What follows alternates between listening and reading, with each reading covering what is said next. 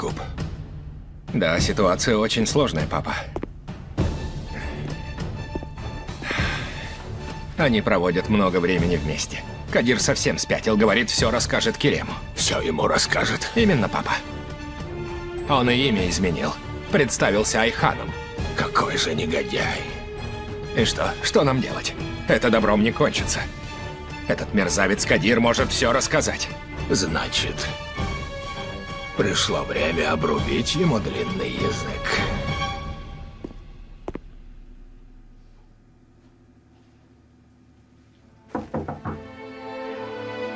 Элиф?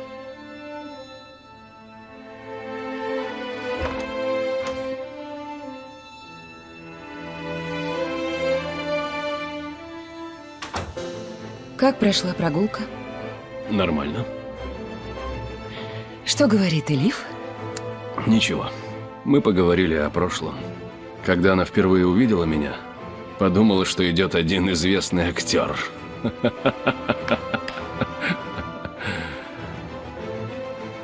Прекрасно. Вы хорошо провели время. А я думала, тебе будет скучно. Нет, не было. Мне пошел на пользу перерыв в работе.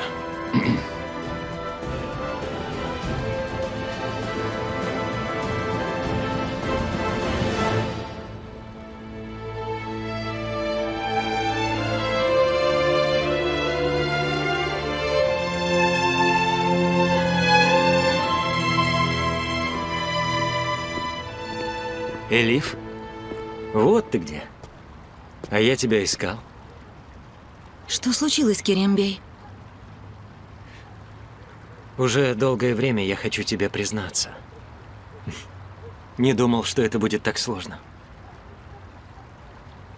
Что такое?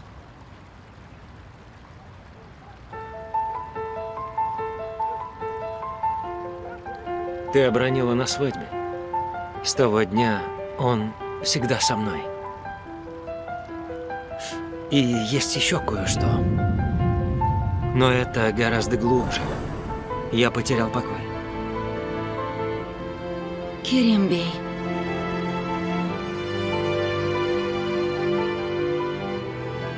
Элиф.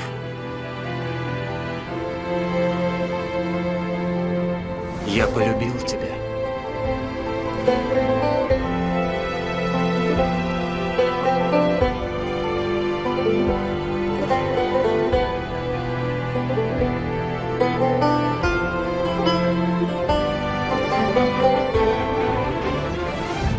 Ты ничего не скажешь? Взгляни на меня.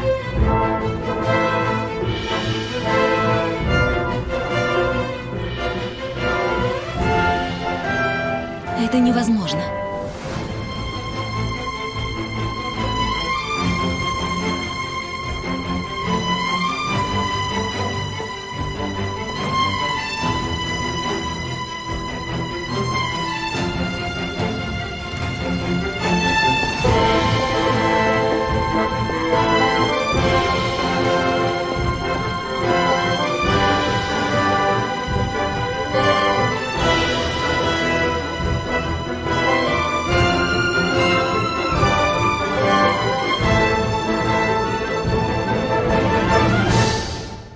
Тоже это беременная.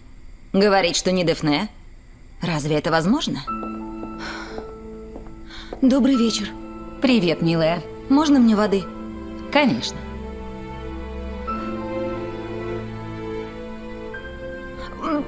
Тебе плохо?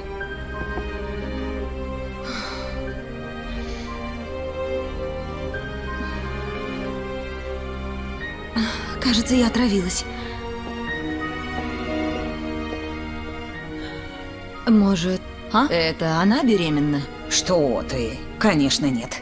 Говорю тебе, это Дефне.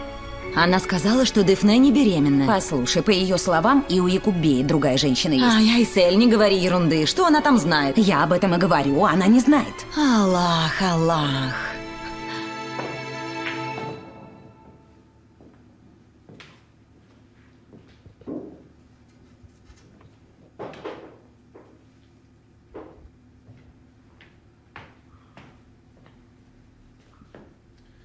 Давай прогуляемся.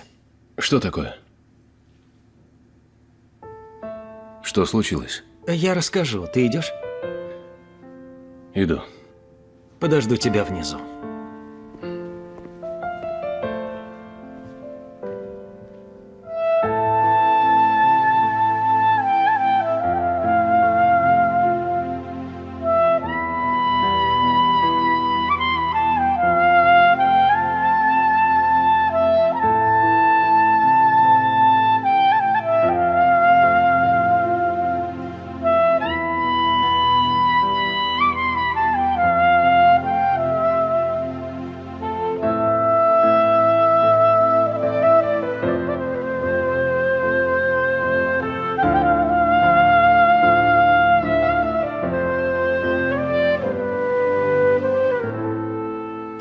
Раз Кадир больше не понимает слов, мы вынуждены теперь все объяснить ему на его языке. Согласен, папа. Сделаем то, что следует. Найди 2 человек. В этом нет необходимости. Теперь я лично займусь этим делом. Делай то, что я тебе сказал, Якуб. Но будь осторожен, чтобы никто ничего не узнал. Это останется нашим секретом. Конечно, папа.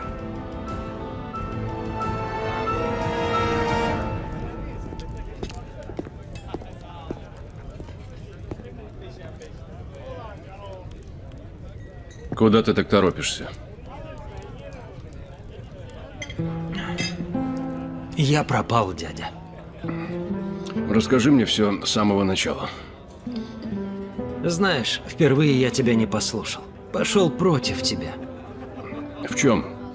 Я поговорил сегодня с Элиф. Сказал, что люблю ее. Признался во всем. Лучше бы я молчал. Она отказала мне. Сказала, что это невозможно. Но я сам виноват. Как я в себя поверил. Думал сразу броситься в объятия. Керем, я предупреждал, что ты пожалеешь. Ты был прав, дядя. И что теперь будешь делать? Эта тема закрыта? Даже не знаю. Но когда я вижу ее, мое сердце выпрыгивает из груди. Еще и живем в одном доме.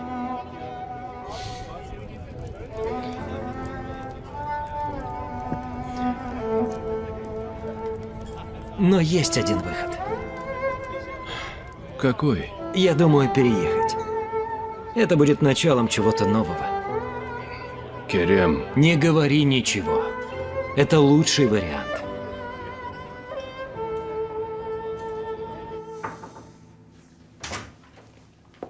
Я принесла тебе витамины. Фолиевая кислота. Мне обязательно их пить? Фолиевая кислота – витамин В9. Очень важен для развития ребенка. Его уровень нужно поддерживать и принимать во время беременности. В наших краях женщины не пьют ничего такого. Моя мама тоже не пила. Даже на 9-м месяце беременности все ходят работать в поля и в сад. Да и врачей там нет. Только на родах, и то обычно справляются акушерки. У нас все совсем по-другому. Ты вынашиваешь нашего ребенка. Пей.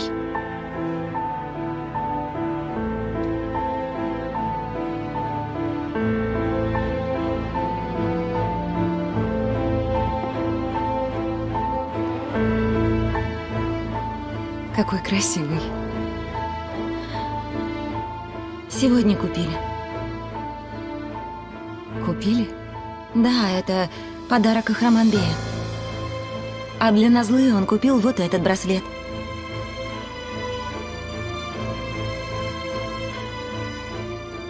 Хочу как можно скорее отвезти его ей. Она любит такое и очень обрадуется. Судя по всему, сегодня был замечательный день. Обед, покупки и прогулка. Верно, и я хотела поблагодарить вас за это. Спасибо. Кахраман такой человек. Любит заботиться. Когда тебе понравился браслет, он решил, что должен его купить. Ладно. Ложись, отдыхай.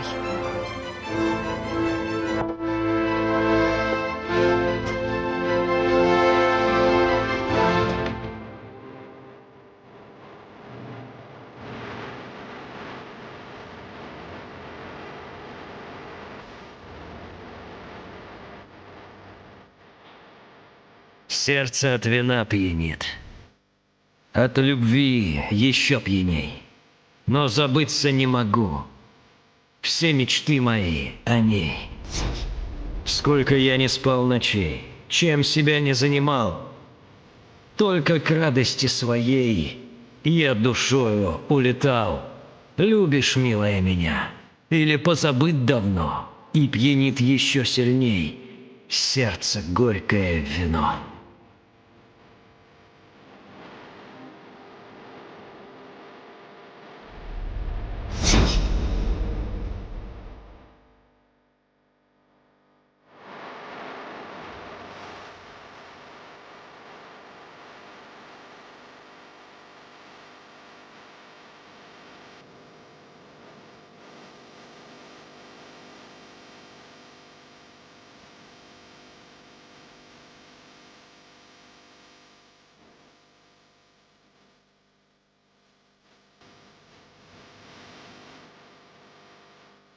Пойми, я не люблю тебя. А я тебя люблю!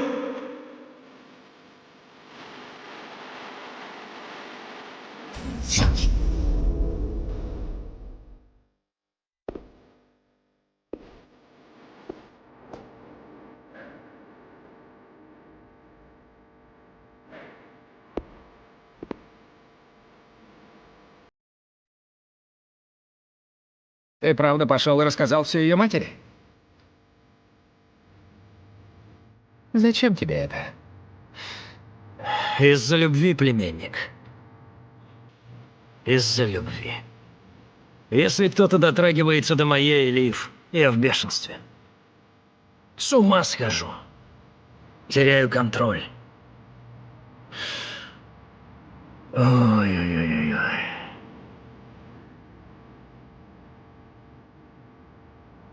Я так люблю Элиф. Так сильно люблю ее, это невозможно описать словами.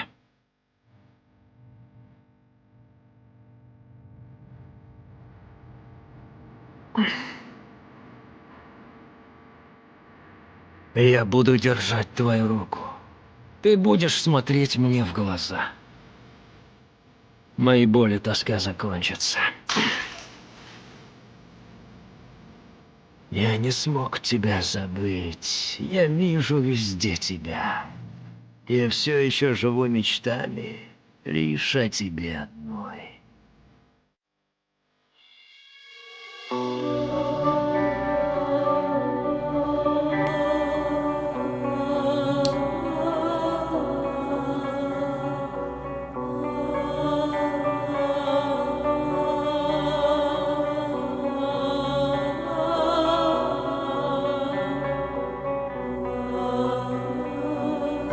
Знаешь, что я сегодня понял, дядя?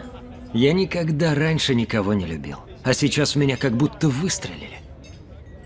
Жизнь длинная, Керем. Ты столько раз еще влюбишься. Говорят, первая любовь не забывается, это так?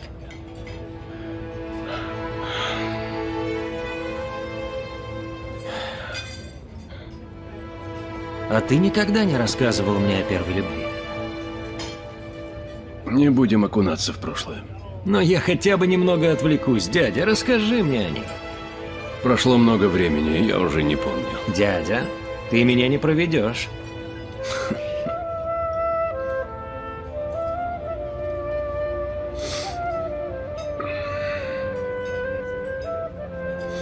Мы познакомились, когда я учился во Франции. Но она была турчанкой. Как говорится, привет из родных мест? Мне не рассказывать? Ладно тебе, я слушаю. Это была первая любовь. Я не видел никого, кроме нее. Забросил учебу, не ел, не пил, думал о ней, только ей жил. Вы же стали парой? Конечно, стали. Всю Францию вместе объездили. А потом? Она сказала, что хочет расстаться. Весь мир мой разрушился. Я был разбит, словно падал с Эйфелевой башни в неизвестность, в пустоту. Потом прошло. Ты не спрашивал ее, почему вы расстались? Не стал. Вы больше не общались? Наши пути разошлись. Она переехала в другой город, и я все забыл. Ну и у тебя грустная история любви, дядя. Все истории любви такие, Керем. В них рассказывают не о счастливой любви, а о пережитой боли утраты. Я это понимаю. Керем, все пройдет. Время лечит все раны. Однажды ты встретишь девушку, которая заставит тебя забыть обо всем. Поверь мне.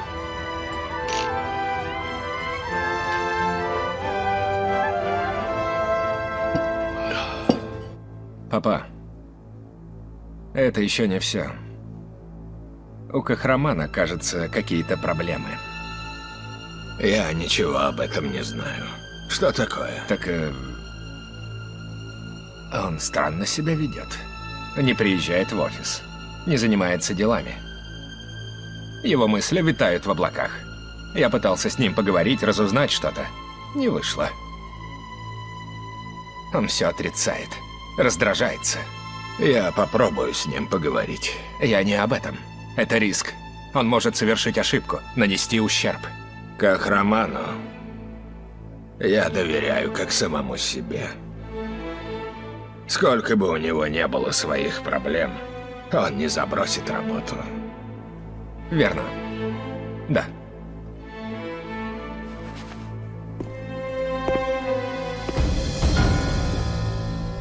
Папа, я считаю, что надо сократить обязанности Кахрамана. Все решения в компании принимает он единолично.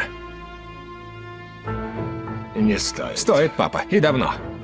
Я больше не хочу быть цветочным горшком в этой компании. Хочу руководить логистикой. Я не подведу. Якуб, было время, когда компанией управлял единолично ты. Мы все помним, как это закончилось. Это в прошлом. Я уже давно изменился. Не стоит менять устоявшийся порядок. Пусть каждый занимается своим делом. Больше не поднимай эту тему. Папа. Значит, я продолжу заниматься грязными делами, а Кахраман будет чист? Не бывать этому больше! Как ты смеешь, Якуб? Ты вообще слышишь, что ты говоришь? Я знаю все твои секреты, папа. Все твои грязные игры. Мы с тобой договоримся. Ты дашь мне то, что я хочу, а я продолжу о них молчать. Ты мне что, угрожать теперь будешь, да? Нет, ты же мой отец, и я тебя уважаю. Но пришло время все менять. Ты и сам понимаешь, папа, ты мне должен. Обдумай все, папа. А то я не сумею держать рот на замке. Хоп. Сам не замечу, как все расскажу.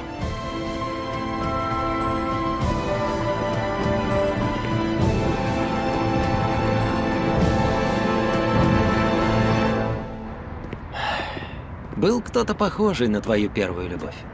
И есть. Это же Дефне?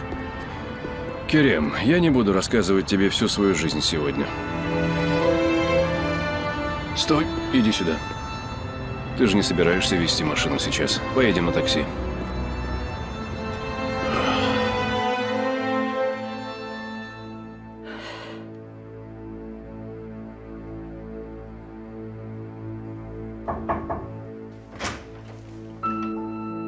Мама, я могу войти? Проходи, дочка. Что-то случилось? Элиф меня не слушает, мама. Совсем не заботится о своем здоровье. Я вежливо ее предупреждаю, но ей все равно. Говорит, это только ее дело. Аллах, Аллах, ну разве так можно? Сегодня утром она босая гуляла по газону. Я испугалась, что простудится. Но она не слушает. Давай я с ней поговорю, ты не волнуйся. У бедной девочки и так полно проблем. Кахраман говорит то же самое. Якобы ей очень нелегко. А мне? А мне каково? Ты права, дочка.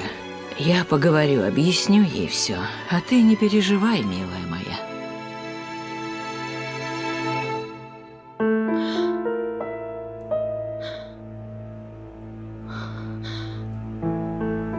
Мама.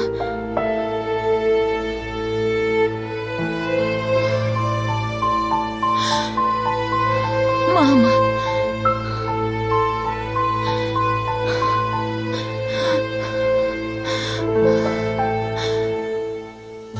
Хорошо. Большое спасибо, что сразу сообщили мне. Что случилось? Маму и Лив срочно забрали в больницу. Почему? Что случилось? У нее был нервный срыв. Мама, если Элиф узнает, то будет беспокоиться. Ты права. Мама, не будем ей сейчас сообщать. Не дай Аллах, это навредит ребенку. Верно. Ничего ей сейчас не скажем. Завтра решим, что делать.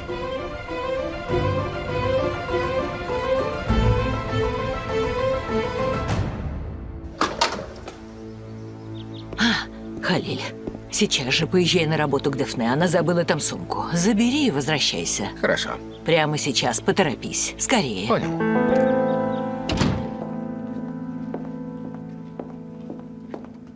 О, Мамочка, я по-новому приготовила кофе. Очень вкусный.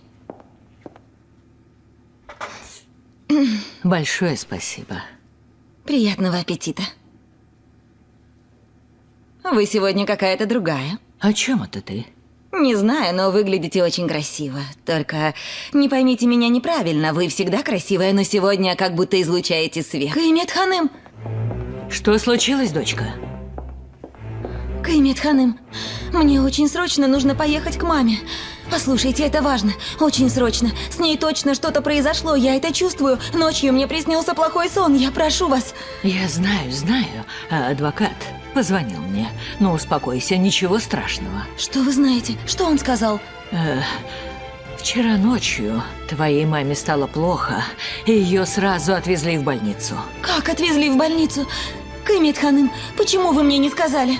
Я собиралась рассказать, но не хотела тебя волновать. Что случилось с ее мамой?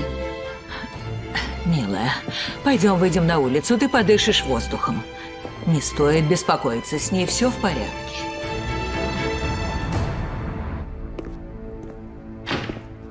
Папа, что ты будешь? Чай, кофе? Спасибо, не хочу. Как же так, папа? Ты редкий гость? Закажу тебе липовый чай. Ты любишь его? Я сказал, не хочу, Кахраман. Я пришел сюда, чтобы поговорить с тобой. Я принял новое решение об управлении в компании. Что за решение? Я хочу снять с тебя некоторые обязанности. С этого дня за логистику в нашей фирме будет нести ответственность Якуб. По всем вопросам.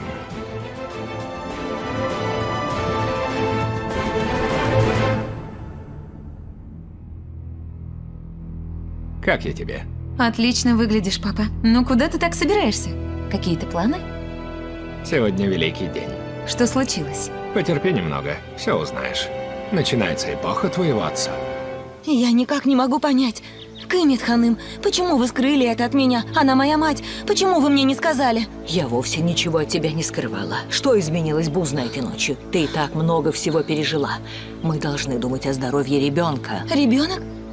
Здоровье ребенка не важнее того, что моя мама сейчас находится в больнице. Вы не имеете права. Ты вообще понимаешь, с кем разговариваешь? На кого ты поднимаешь голос? Вы должны были мне рассказать. Этот ребенок не единственное в моей жизни. Послушай меня. Следи за тем, что говоришь, и границы не переходи. Я еду к своей маме. Ты никуда не поедешь. Без моего разрешения ты никуда не поедешь. Вы не понимаете? Я должна увидеть маму. Ты ничего не сможешь изменить своим криком, поняла меня? Сначала ты сейчас же успокоишься, а потом мы тебя отвезем. И отныне ты будешь безотказно делать все, что говорит тебе Дефне. Она мать этого ребенка. Будешь следовать ее указаниям и не смей перечить. Все. А сейчас иди в свою комнату. Иди. Каймет ханым, Дефне ханым, прошу вас, отпустите меня ненадолго увидеть маму. Она моя мать. По крайней мере, я увижу ее, и мне станет легче. Хватит. Все, в комнату.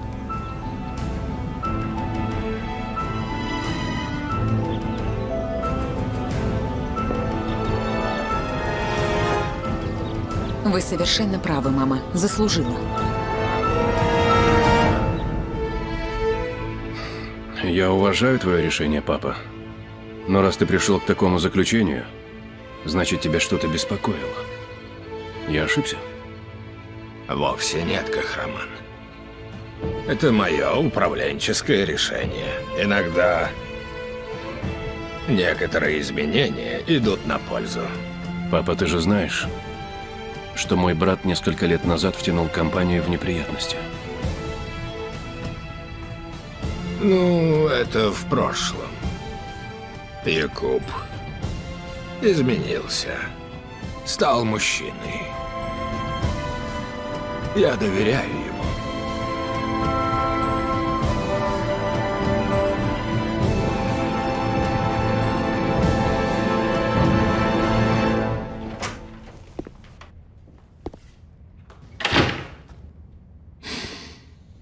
Сегодня прекрасный день.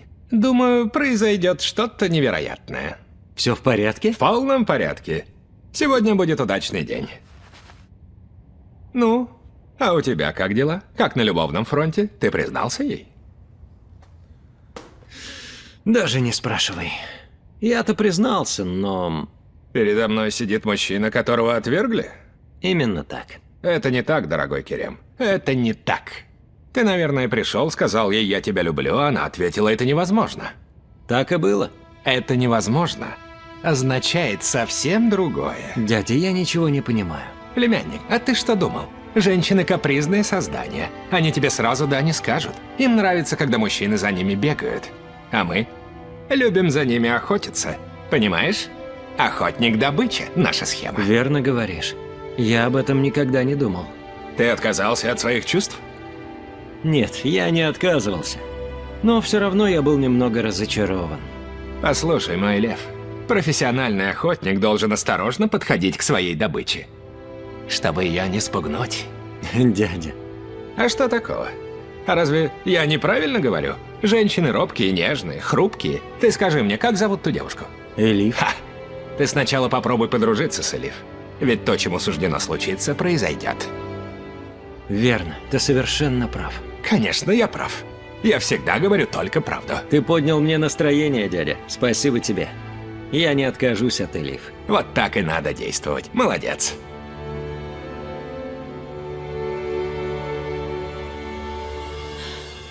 Что же мне делать? Мама нуждается во мне, я должна быть рядом с ней. Что же делать? Что произойдет, если вы меня отпустите? Что такого в том, что я поеду проведать маму? Что случится? Она моя мама! Она моя мама!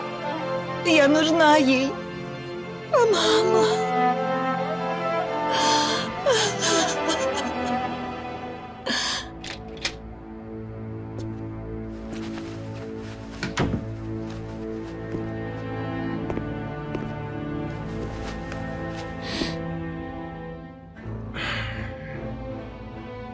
Все готовы. Готовы, папа. Дядя еще не пришел. У него сейчас дела.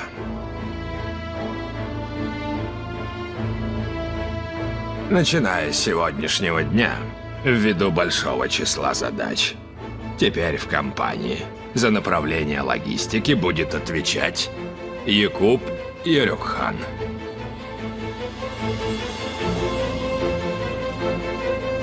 Поздравляю тебя, сын. Спасибо, папа.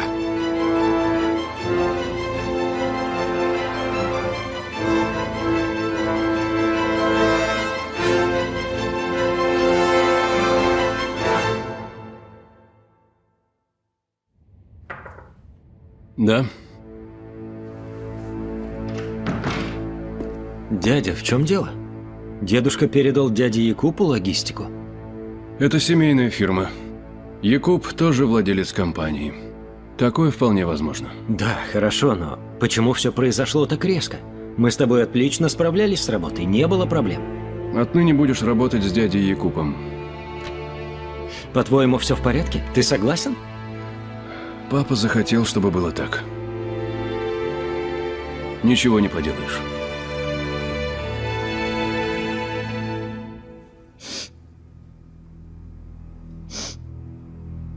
Кахраманбей.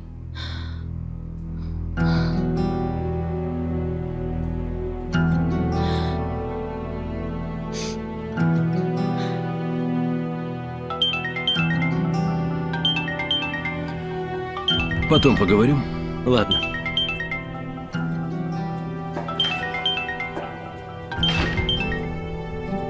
Слушаю, Элиф. Кахраманбей. Мою маму положили в больницу. Я прошу прощения, если бы не было важно, я бы вам ни за что не позвонила. Но мне срочно надо туда, она нуждается во мне. Ей может Стой, быть стой, очень плохо. успокойся. Кахраманбей, я видела сон. Я видела сон, как мою маму положили в больницу. Я рассказала об этом Каймет Ханым, а она уже обо всем знала. Они скрыли от меня это, а сейчас заперли меня в комнате и не разрешают мне никуда выйти. Понял. Подожди, я еду.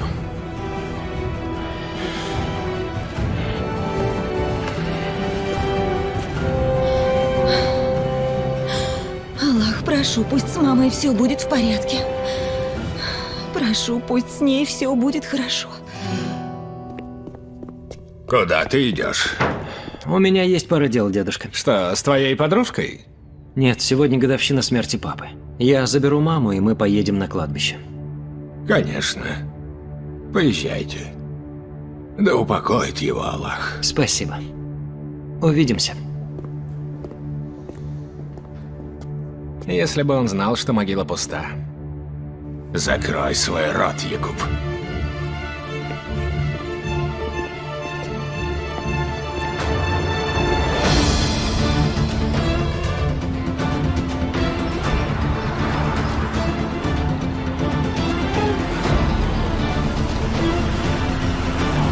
Садись в машину.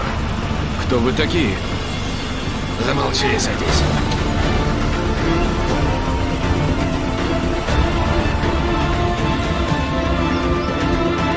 Что сказал Кахраман, папа? Расскажи. Сказал, что уважает мое решение. Он, наверное, удивился. Думает, почему же ты так решил? Якуб, прекрати! Папа, не переживай. Вот увидишь, все будет работать на 100%. Мы с тобой пришли к соглашению. О Кадире есть новости? Это дело за мной, папа. Скоро будут новости. Пусть отвезут его на наш старый склад. Я подумал так же. В свое время мы брали там его показания. Как раз он вспомнит, как это было.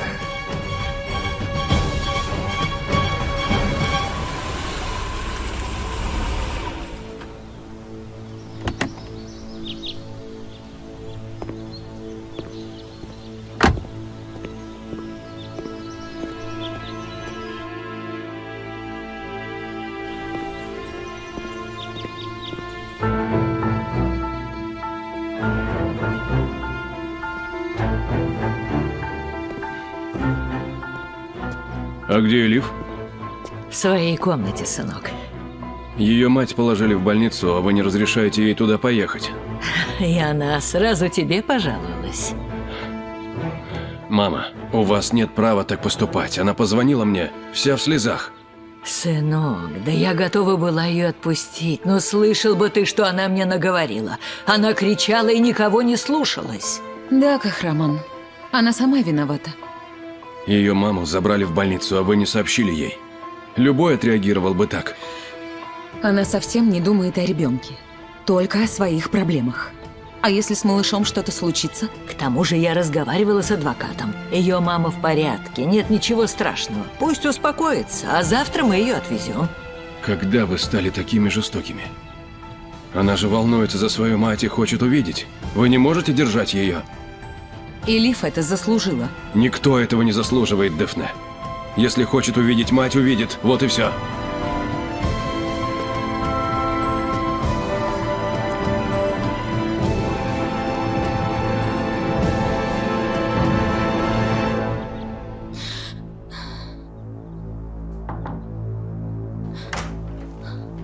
Собирайся, выезжаем. Хорошо, я иду.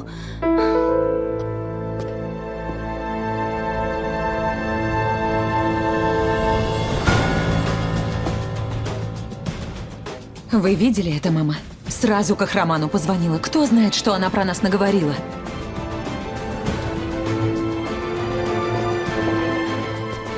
Кахраман, я тоже поеду. Не надо.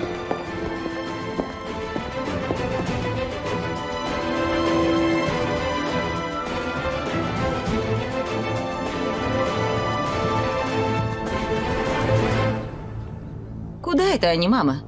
Кахраман повез Элиф к ее матери. Халиль был дома, он же мог отвезти. Тебе-то что? Не волнуйся ни о чем.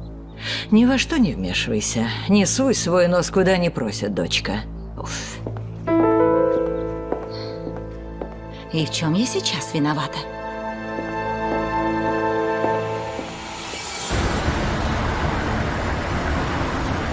Кахраман Бей, большое вам спасибо. Не стоит меня благодарить. Это я должен извиниться за них. Что с твоей мамой? Я сама не знаю. Ночью стало плохо, и ее быстро отвезли в больницу. Не переживай. Позвоним адвокату и узнаем, как она. Алло, Кемальбей? Мы сейчас вместе с Элиф Ханым едем в больницу. Как ее мама?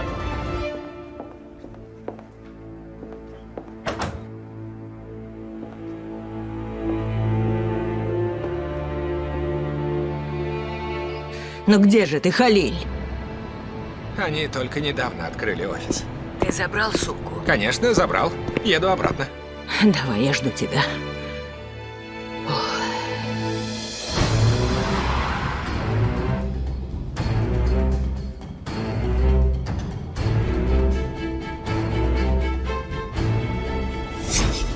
Я тебе вот что скажу. Твоя дочь сбилась с верного пути. Эти юрюкханы без выгоды для себя даже воды не дадут. Нет. Они развлекутся, поиграют с ней, а потом выбросят на улицу, как котенка. А что с ней будет потом? Сама все знаешь. Что говорить?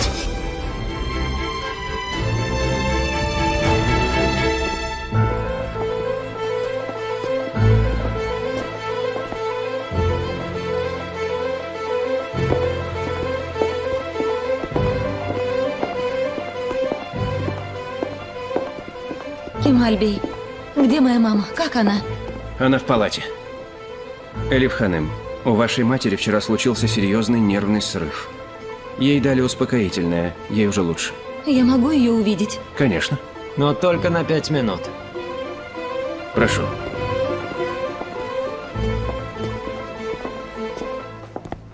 Мама. Как ты? Выздоравливайте. Оставьте нас с Элиф наедине, Кахраман Бей. Я в коридоре. Мама. Почему это произошло? В тюрьме что-то случилось? Почему ты солгала мне, Элиф? Солгала тебе? Где ты нашла деньги на адвоката? Мама, я же тебе говорила, что Каймет Ханым взяла все в свои руки. А почему вдруг? Никто никому на пустом месте не будет делать добро. Мама. Ты за деньги себя продала? А? Запятнала свою честь? Мама, это не так. Ты что, стала игрушкой для юрюкханов? Мама, что ты такое говоришь? Лучше бы я сгнила в тюрьме, но моя дочь осталась чиста. Позор тебе и мне. Какая же я мать, если не смогла тебя правильно воспитать? Не жди от меня прощения. Мама, родная, это совсем не так. Я клянусь тебе, я ничего такого не делала. Что ты такое говоришь? Не трогай меня. У меня больше нет такой дочери, как ты. Отныне я не хочу видеть ни тебя, ни эти грязные деньги. Мама, прошу, выслушай, не вини меня. Я не согрешила. Девушка, уведите ее отсюда. Мне больше не о чем с ней разговаривать. Мама, выслушай меня. Мама, прошу тебя.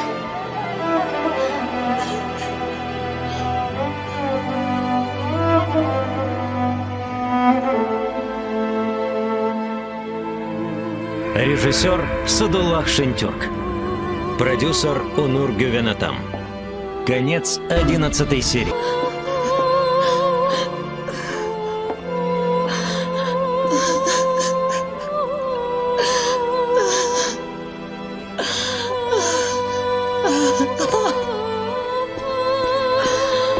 Элиф! Что с тобой? Что случилось, Элиф? Что такое, Элиф? Элиф! Элиф! Доктор! Доктор!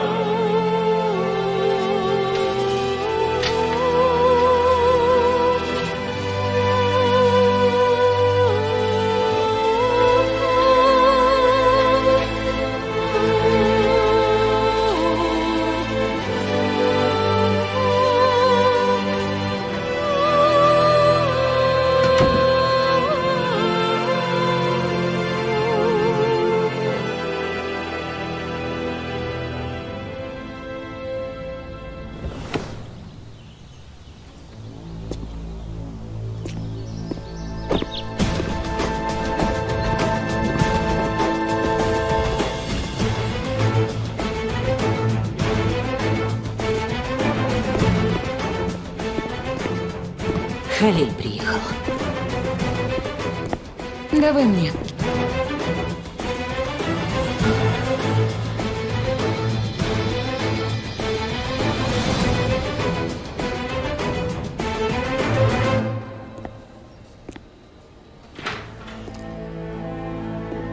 Не переживайте. С Элиф Ханым все хорошо. Доктор сейчас рядом с ней, проводит осмотр. Спасибо. Посмотрим, как ребенок.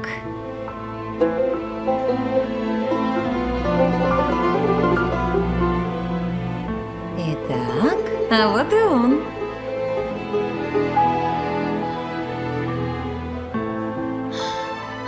Малыш в порядке?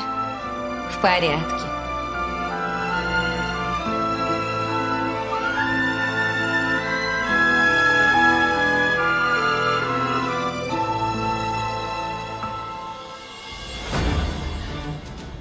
Ай, Аллах, куда же я его положила?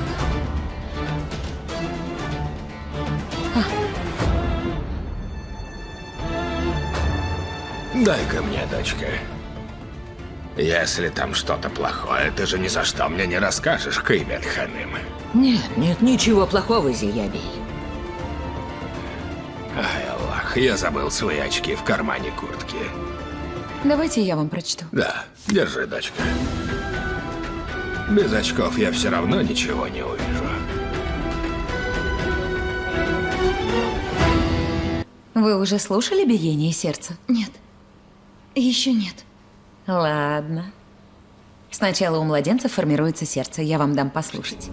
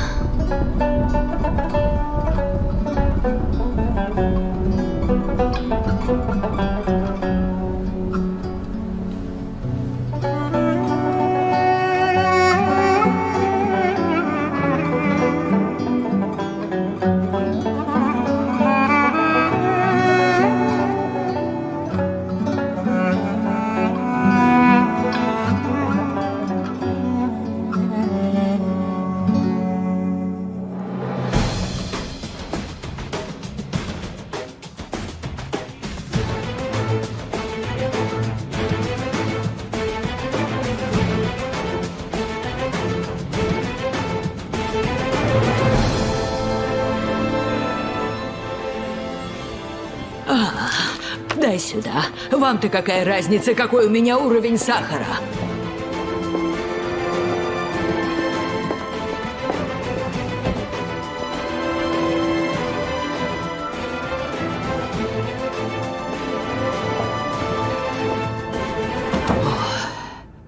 Слава Аллаху, успела. Мама, Что такое? зачем вы порвали заключение врача?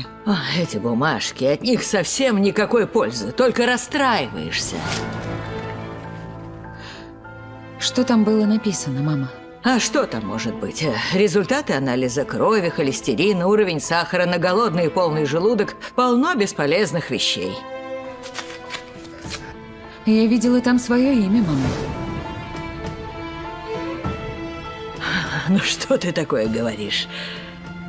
Да вы целую проблему создали из-за этого. Ты что, мне не веришь? Заключение врача было про меня. Я видела это.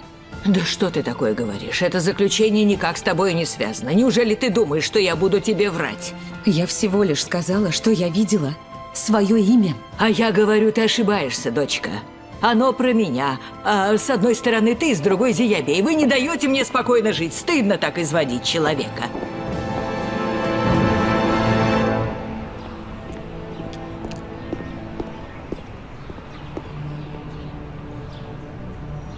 Знаешь, я впервые в жизни услышал биение сердца ребенка.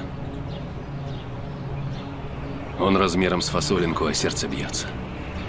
Да, это чудо. Я только начинаю понимать, что в тебе живет целая жизнь. Я тоже не понимала этого, пока не услышала его сердце. Мама всегда говорила, что у беременной 2 души, но я ее не понимала. Оказывается, она была права.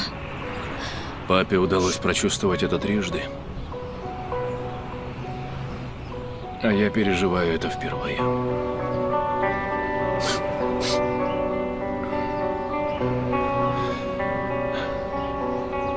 Я понимаю, что это не мой ребенок.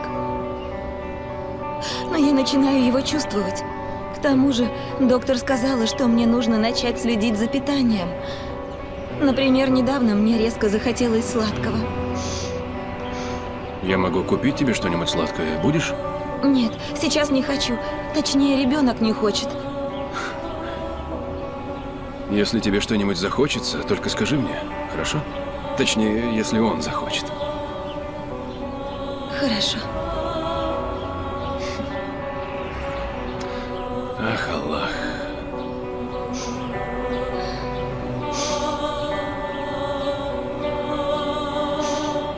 Ну что ты? Я думаю о маме. Пойдем отсюда, а то замерзнешь.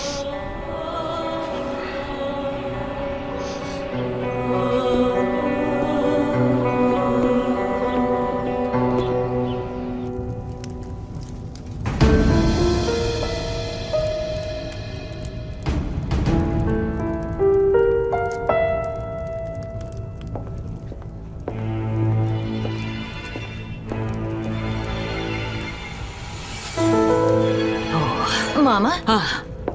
На ужин будет запеченная курица. Просто чудесно. И плов приготовьте. Кахраман его любит. Кстати, о Кахрамане. Они еще не вернулись, Дефне? Еще нет. Кахраман очень заботится об этой девушке. Как ее там, Элиф, да? Конечно, заботится. А что в этом такого? Он ей помогает. Да, верно. Кахраман очень отзывчивый. Мне ли не знать? Шукран, ты пытаешься на что-то намекнуть? О чем ты? Почему ты злишься? Мама, я сказала что-то не то? Она ничего не сказала, Дефне. Ради Аллаха, не стоит раздувать скандал на пустом Я месте. просто сказала, что с тех пор, как эта девушка переехала сюда, Кахраман опекает ее. Его надо ставить в пример, таких людей мало. Ай, помолчи уже. Мой Якуб остался один в компании, домой приходит жутко уставший. Разве я не могу пожалеть своего мужа? Шукран, иди-ка ты на кухню. Скажи им, чтобы не забыли сделать плов. Хорошо, я передам. И пусть делают плов с нутом. Якуб такой очень любит. Он и так после работы, как выжатый лимон. Пусть хоть ужину порадуется. Дефне, милая, в последнее время ты стала очень нервной. Правда, реагируешь на каждое слово, дочка. Мама, разве вы не видите, как она постоянно разговаривает со мной? И пусть, не обращай на нее внимания. Кахраман до сих пор не пришел. Который час?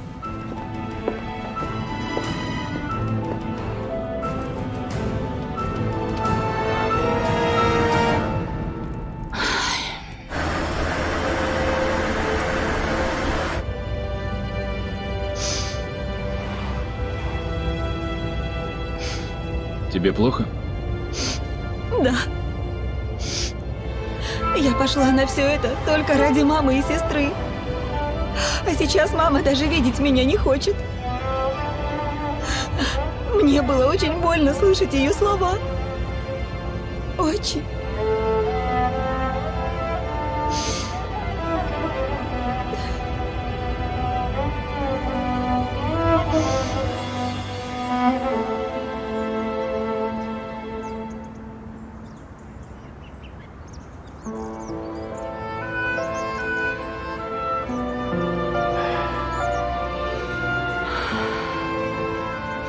Мама, не грусти. Я прошу тебя. Это нелегко, сынок. Столько лет прошло, а боль не утихла. Я грущу из-за тебя и из-за себя. Ты уже совсем взрослый, но не знаешь, как это жить с отцом. Иногда я думаю, пусть бы мы были несчастны, но он был бы рядом со мной. Пусть мы бы ссорились, но ужинали вместе. Пустота во мне никогда не заполнится. Я бы тоже хотел хоть раз увидеть отца. Я его совсем не знал. Даже фотографии его нет. Все сгорело, сынок, стало пеплом. Мама, прошу, я всегда с тобой. Мой сынок. Прекрати плакать. Я не хочу видеть тебя такой. Ты моя королева. Пойдем уже.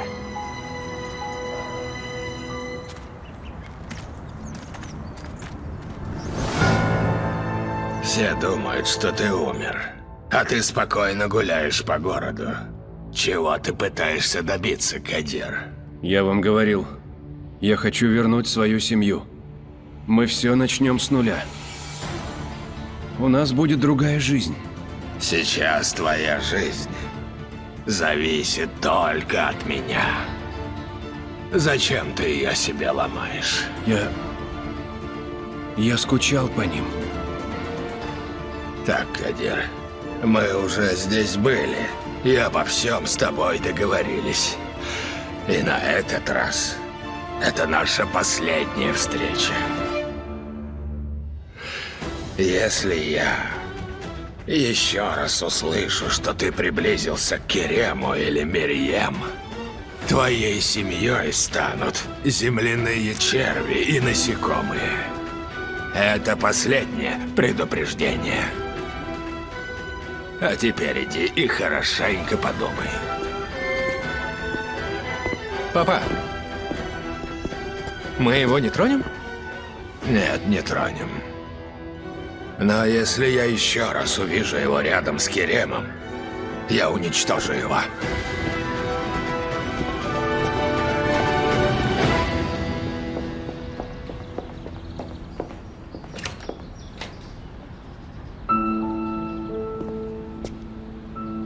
Это для вас. Они прекрасны. Шахин Бей, большое спасибо. Не за что, но я пришел не за этим. Я почистила ваш пиджак. Сейчас принесу его. Нет, я не это имел в виду, не это. Помните, мы с вами говорили, если вам будет удобно, и если вы свободны, и вас все устраивает, может, сходим куда-нибудь? Ну, я даже не знаю. Конечно, вы правы. В конце концов, какой-то незнакомец приглашает вас на ужин. Но именно, Ханым, я подумал, как по-другому мы сможем узнать друг друга. Я этого очень хочу. Если вы тоже этого хотите... Хорошо, я согласна. Правда? Угу. Правда.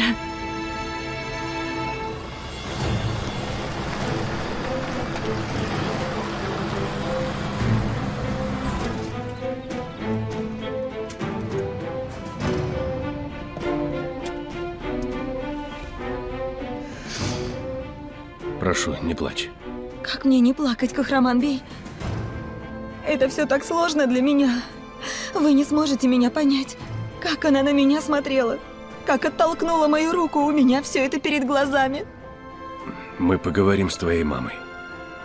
Объясним ей, что все совершенно не так, как она думает. Спасибо. Пойдем.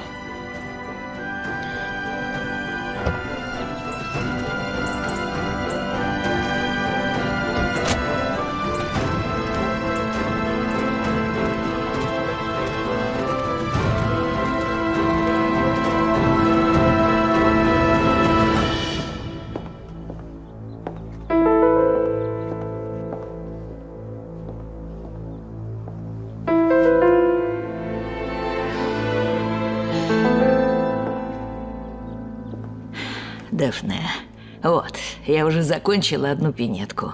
Очень красиво, мама, большое спасибо. Они приехали, дочка.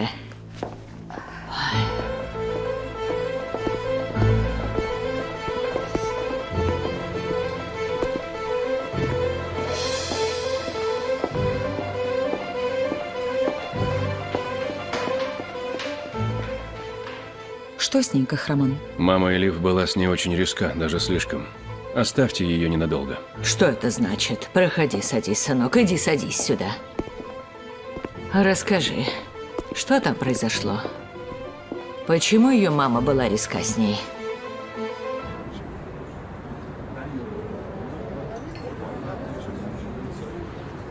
Здесь делают очень вкусный пудинг со сливками. Давай закажем, будешь? Нет, сынок, я не хочу. Прекрати, мама, не расстраивайся. Как там говорит бабушка, что было, то прошло. Верно, верно, это так. Но разве от этого легче? Мы столько лет спали на одной подушке.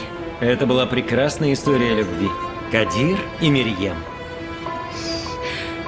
Ты надо мной издеваешься, Керем? Нет, мама, клянусь, не издеваюсь. Просто говорят, что раньше любили по-другому, я об этом. Это так. Раньше не было отношений на 3 дня, как у вас, Керембей. Мы так не рассуждали, сегодня люблю, завтра не люблю. Ладно, мама, ну что ты начинаешь? А разве не так? Я каждый день слышу новое имя из твоих уст.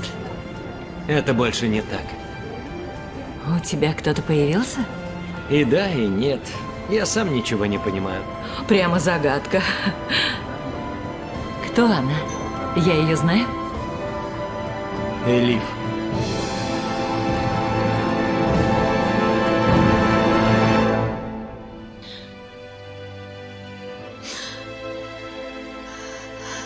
Ты стала игрушкой для Юрюкханов. Лучше бы я сгнила в тюрьме, но ты осталась чиста. Ты позор семьи. Какая же я мать, если не смогла тебя правильно воспитать? Не жди от меня прощения.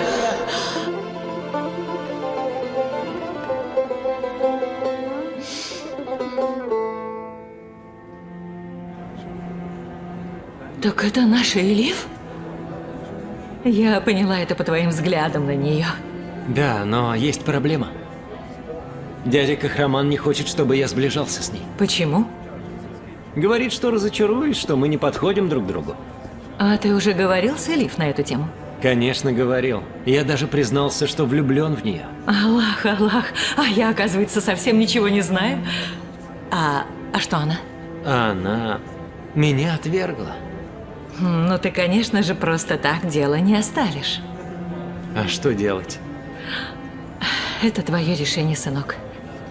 Я просто хочу, чтобы ты был счастлив.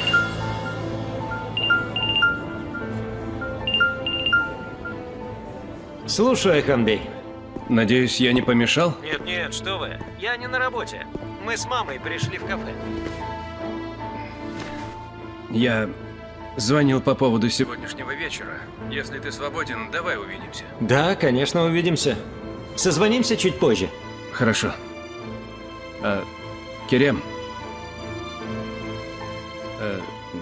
ты передай от меня привет маме. Конечно, передам. До встречи.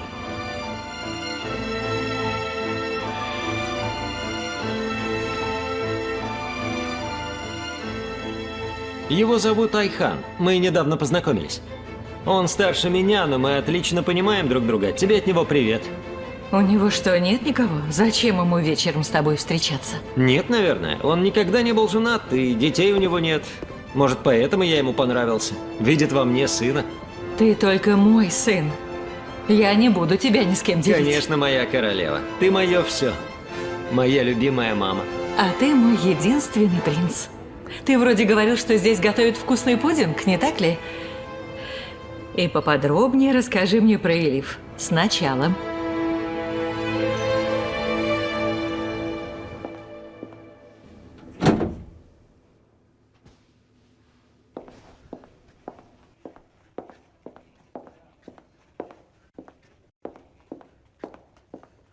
Мама, А? Кахраман пришел? Да, пришел. там мама Элиф? В порядке, с ней все хорошо. А что с ней было? Ой, Шукран, у меня и так голова болит. Мы с Якупом пойдем в ресторан сегодня. А что с ужином? Я передала все Айсель. Ладно. Как моя прическа? По-другому уложила. Красиво.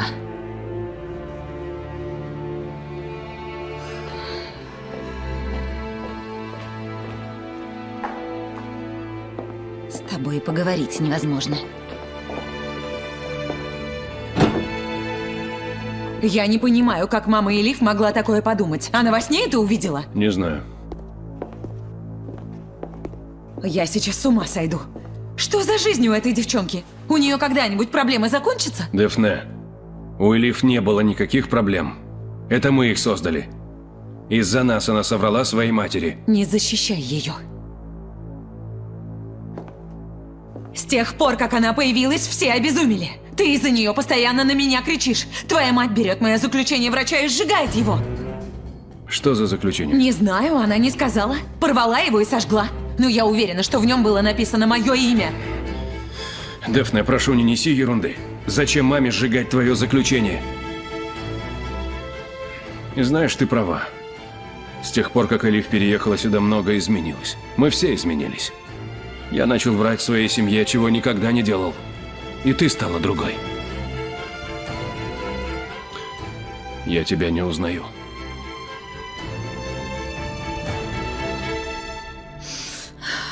Аллах, помоги мне, прошу.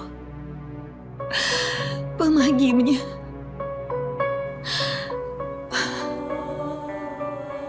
Подскажи, Аллах, что мне делать? Укажи мне путь, Аллах, прошу тебя. Значит, я стала другой. Да. Сама посмотри, мы каждый день ссоримся. Мы ссоримся из-за тебя, Кахраман. Что я сделал? С того дня, как Элиф переехала, ты постоянно с ней. Ты ни на минуту от нее не отходишь. Что ты несешь? И сколько раз мне повторять? Ее Кахраман, преследует маньяк! Ты ее везде за руку водишь. Ты вообще понимаешь, в какое положение ты ставишь меня перед людьми? Все болтают у нас за спиной. Шукран не замолкает ни на минуту. На что ты намекаешь? Ни на что не намекаю. Шукран думает, что между тобой и Дефне, Элиф... замолчи. Не смей говорить то, о чем пожалеешь. Но Кахраман... Хватит. Хватит. Я больше не хочу ничего слышать. Тема закрыта.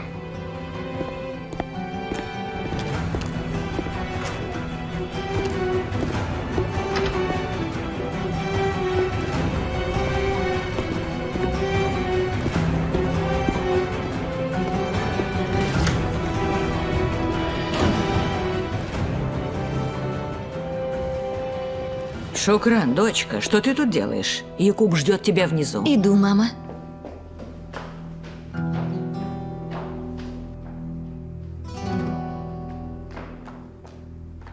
Где ты была, милая? Я тебя уже целый час жду. Якуб, милый, там наверху страсти О кипят. чем ты? Кахраман и Дефне ругаются из-за этой девчонки. Это только начало. Они будут ссориться еще больше. Кахраман Бей очень зол. Почему? Что случилось? Пойдем, я тебе все расскажу.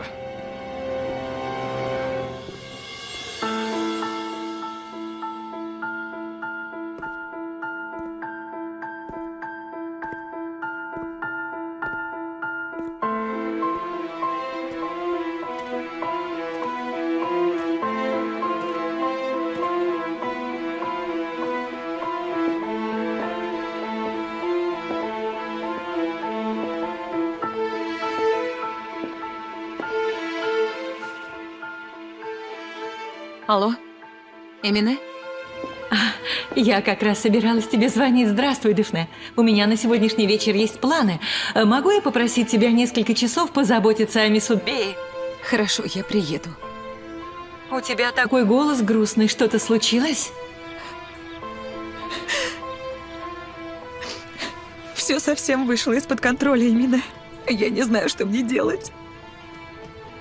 Если хочешь, я сегодня останусь с тобой. Нет, нет, не меняй из-за меня планы. Я приеду, не волнуйся. Ладно, тогда позже увидимся. Увидимся.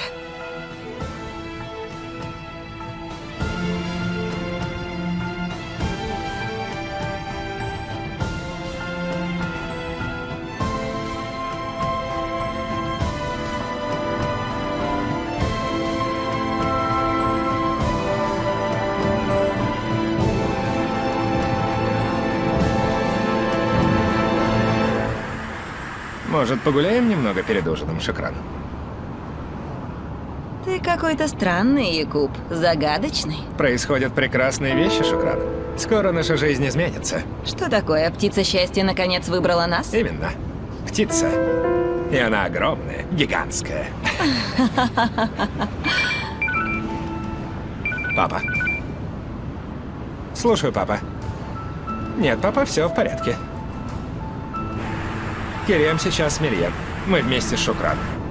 Решили поужинать в ресторане. Спасибо, до встречи. Почему твой отец спросил про Керема? Да забудь о них, Шукран. Эта ночь будет нашей, Шукран. Эта ночь будет нашей. Шукран. Шукран. Рано.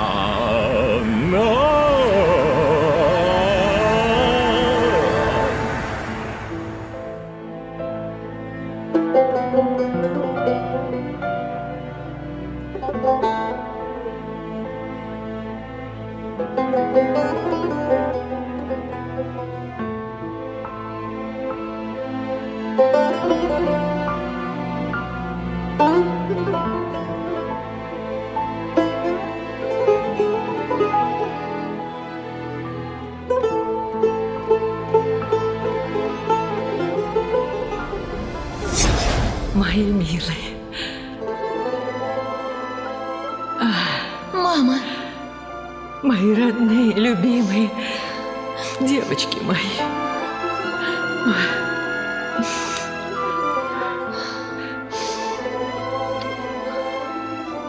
Как мне вас не хватает.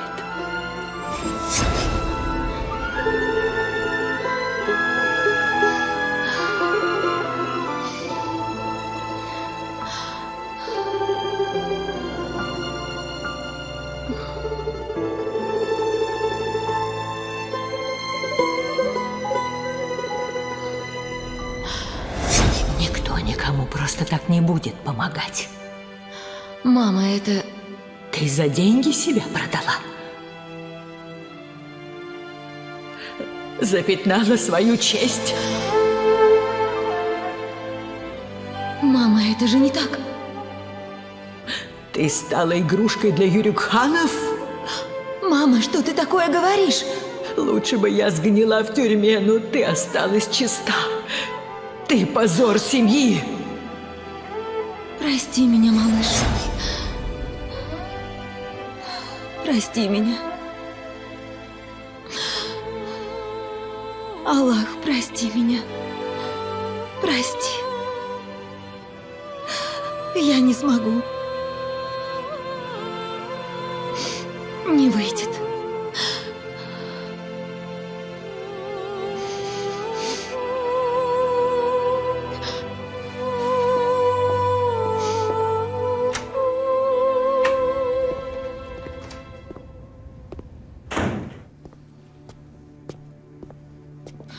Кахраман-бей,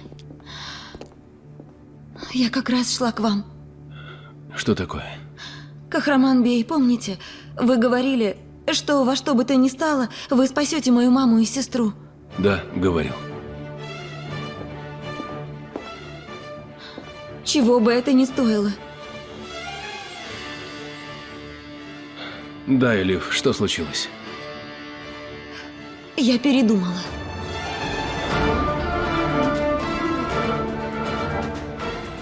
Что? Я не могу так. Я не смогу. Я не поняла. Дефне Ханым, вы меня услышали. Я не смогу, я не хочу. Элиф, приди в себя. У тебя под сердцем наш с Кахраманом ребенок. Это невозможно! Что происходит? Что за шум?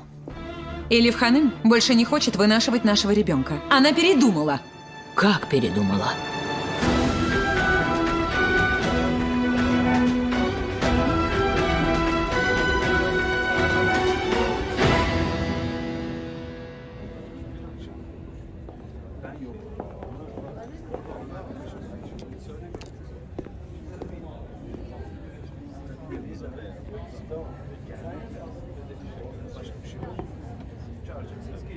Тебе здесь нравится?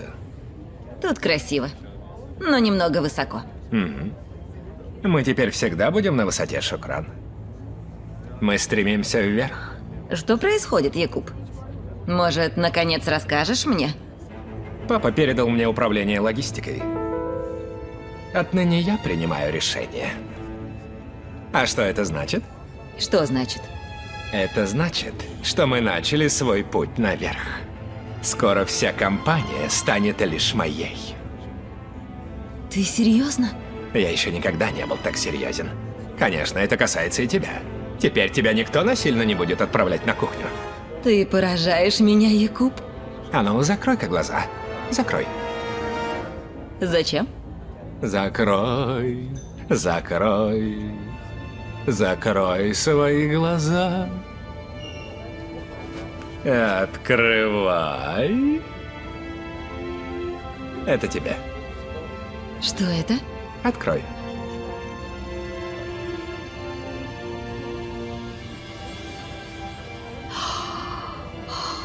Якуб, оно прекрасно. Моя жена заслуживает всего самого лучшего.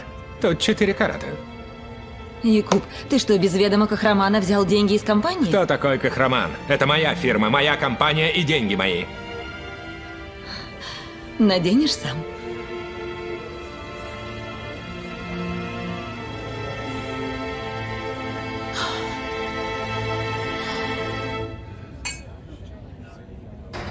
Каймет ханым, если моя мама узнает, что я это совершила, она умрет с горя. Я не могу так, я передумала. Я не понимаю, зачем ты тогда изначально согласилась на это?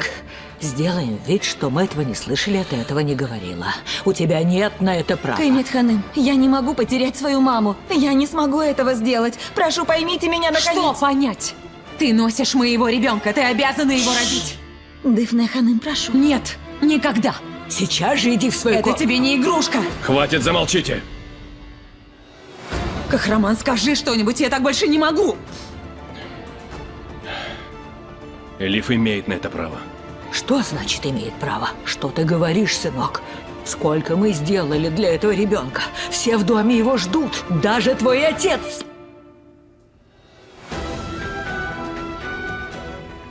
Кахраман бей. Элиф, иди к себе. Кахраман бей. Элиф, но- я сказал, иди к себе.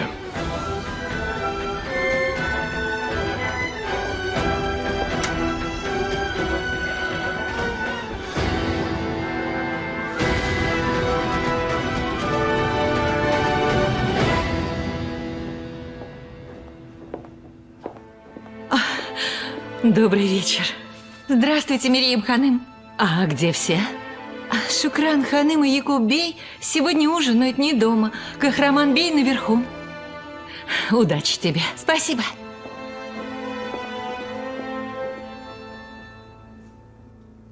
Ты, видимо, тоже отказался от нашего ребенка. Точнее, ты с самого начала его не хотел. А сейчас появилась эта возможность. Дефне, я так же, как и ты, хочу, чтобы этот ребенок родился. Что тогда? Что в этой ситуации Элиф имеет право отказаться. Это она вынашивает ребенка. Что значит имеет право, сынок? Что это значит? Мы платим ей деньги, она должна делать все, что мы говорим. Мы делаем для нее все. Она не может так поступить с нами, Кахраман. Но ты ей позволяешь. Аллах, что же это такое? Я не думала, что все так получится. Да, вы совсем не думали об этом. Вы хотели, чтобы все было только по-нашему. Вы построили планы, которым все должны следовать. Разве это не так, мама? А, Дефне? Не смей. Я ничего не планировала. Твоя мама все устроила. Эту девчонку тоже она нашла. Для кого я ее нашла, Дафне? Все было хорошо, просто чудесно, когда ты узнала, что она беременна. А сейчас я виноватой стала.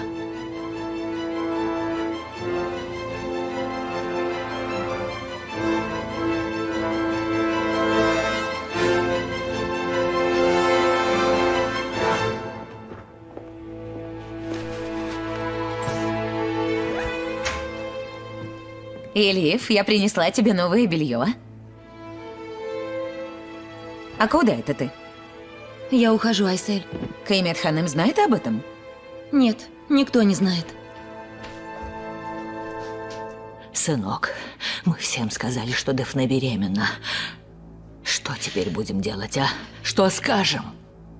Почему ты это позволяешь? Теперь эта девчонка будет решать, что будет с нашим ребенком? Ради Аллаха, хорошо подумай, сынок, подумай хорошо. Лучше бы вы в свое время хорошо подумали. Мы не должны были соглашаться на это. Ты все решил? Ты позволишь Элиф убить нашего ребенка? Дефне, я тоже мечтаю взять на руки нашего ребенка. Но никогда не забывай, что у Элиф есть право голоса. Каймет Ханым. Слушаю. Элиф собрала свои вещи и собирается уходить. Я хотела узнать, в курсе ли вы?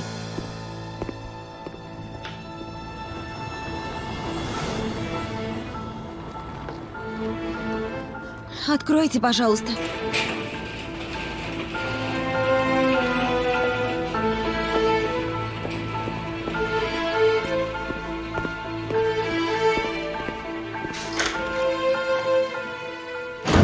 Во всем, что с нами происходит, виновата Элиф.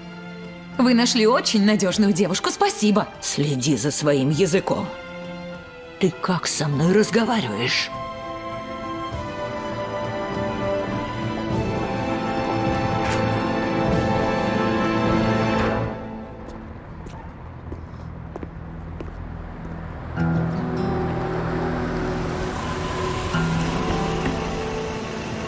Элиф, куда ты идешь? Не знаю. Я просто захотела уйти. Пусть все кончится наконец. Садись в машину, поговорим. Кахраман Бей, мне очень жаль. Я не хотела, чтобы так вышло. Поймите меня. Элиф, я тебя понимаю. Давай немного поговорим. Все равно решение за тобой. Пойдем, садись.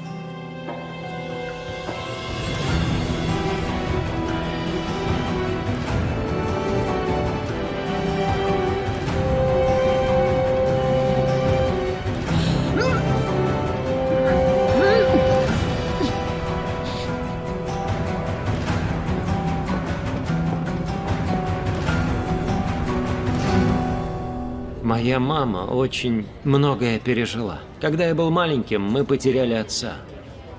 С того самого дня я стал для своей мамы всем. Конечно, вся семья заботилась обо мне. И если я окажусь разбалованным, то причина в этом. Ладно, как это не рассказывай. Извините, что загрузил проблемами. Нет, что ты. Мы же делимся своими переживаниями. Сегодня годовщина смерти моего отца. Может быть, поэтому и я такой. Очень важен для вас. Важен для всей вашей семьи. Вы же все так мечтали о малыше. Но я сейчас в таком положении, и я просто не могу рисковать. Я не могу потерять маму, Кахраман Бей. Не могу.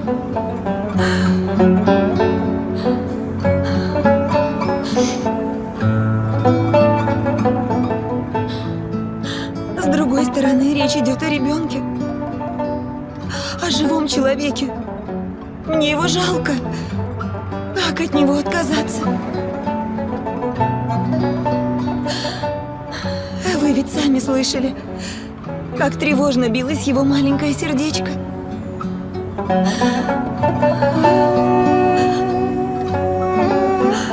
О, Аллах, как тяжело, как горько. Помоги мне, Аллах.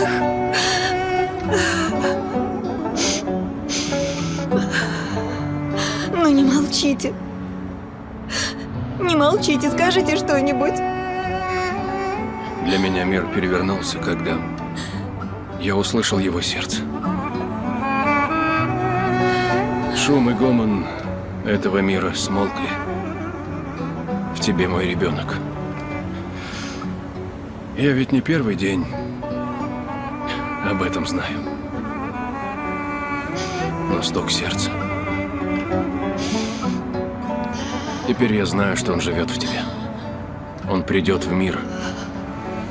Он бьется и борется за это.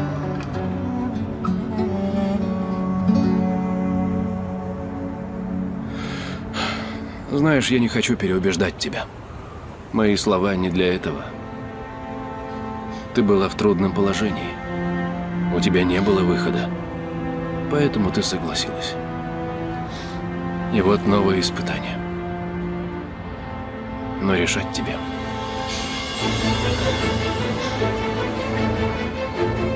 Не беспокойся о маме и сестре. Для них сделают все необходимое, я тебе обещаю. И сдержу слово в любом случае. Решайся.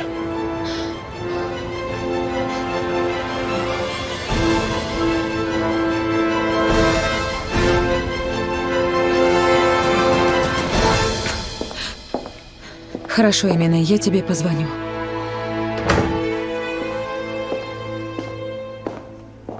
Мама, есть новости от Кахрамана? Нет. Я звоню, не отвечает. А что, если они с ней поехали в больницу? Что, если Элиф решила избавиться от ребенка?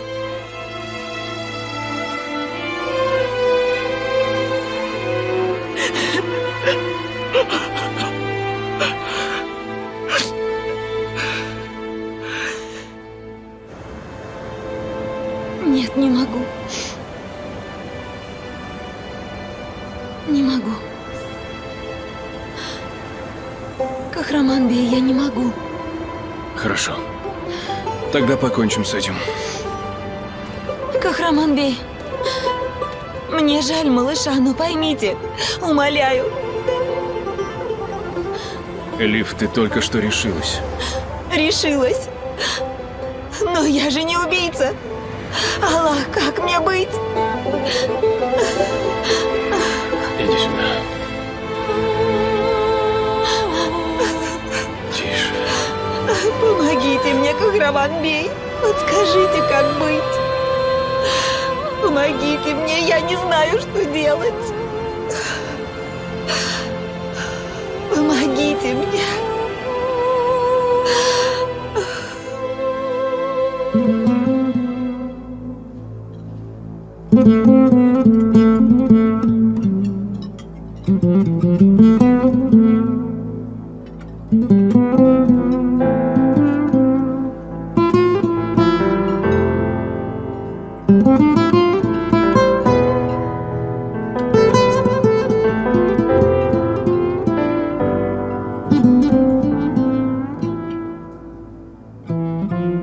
Что случилось, Зиябий? Я не привык к тому, что наш обеденный стол полупустой. Мне как-то не по себе. Папочка, мы же здесь. Да, дедушка. Или нас ты не любишь?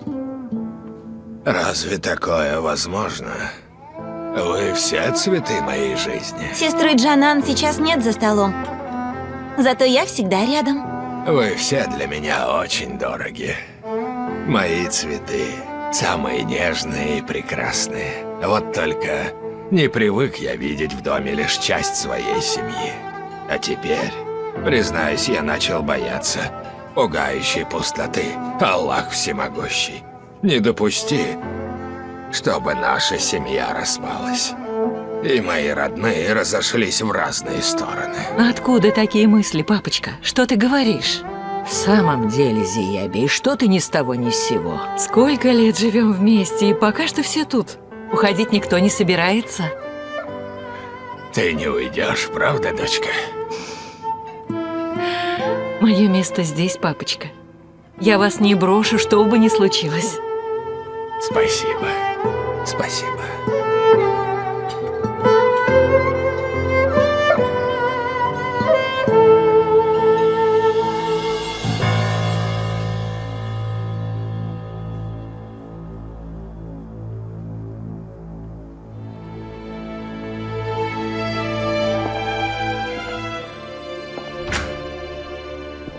Кахраман? Как дела? Или в порядке? Она у себя. А наш ребенок? Тоже. Она передумала делать аборт. Решила этот вопрос. Аборта не будет, не волнуйся. Слава Аллаху.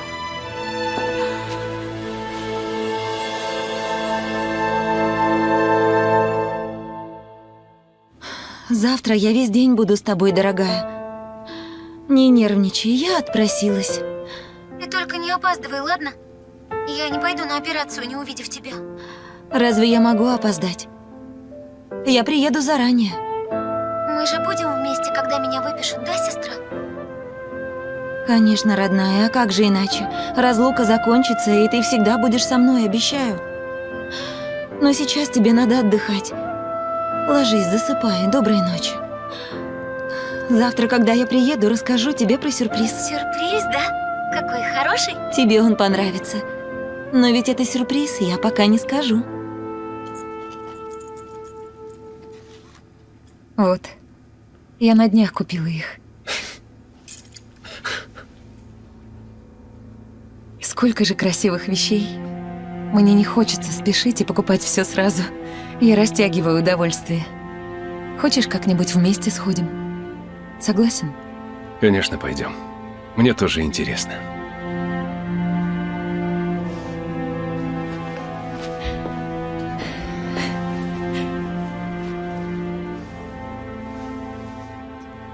Я хочу как можно скорее взять нашего ребенка на руки.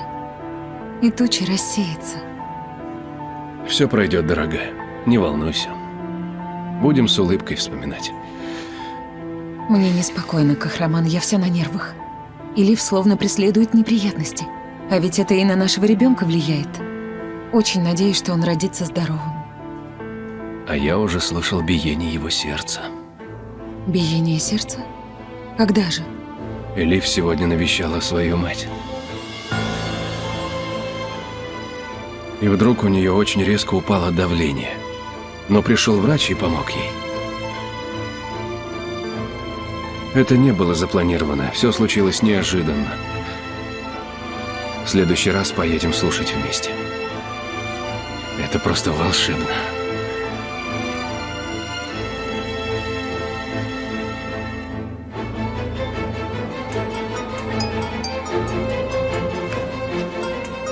Имена звонит. Мне пора ехать. Далеко? Я забыла сказать, мне надо к отцу. Пойду переоденусь.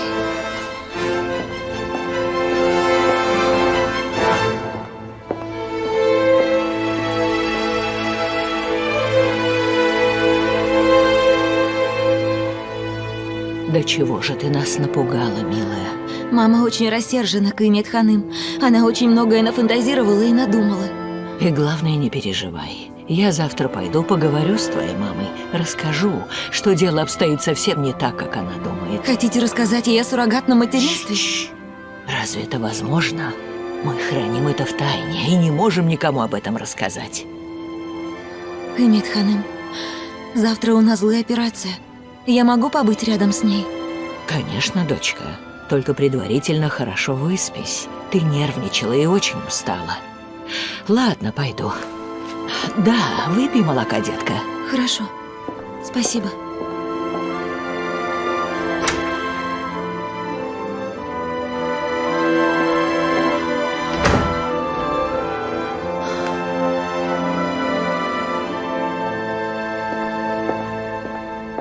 Что случилось? Я шла к Элиф.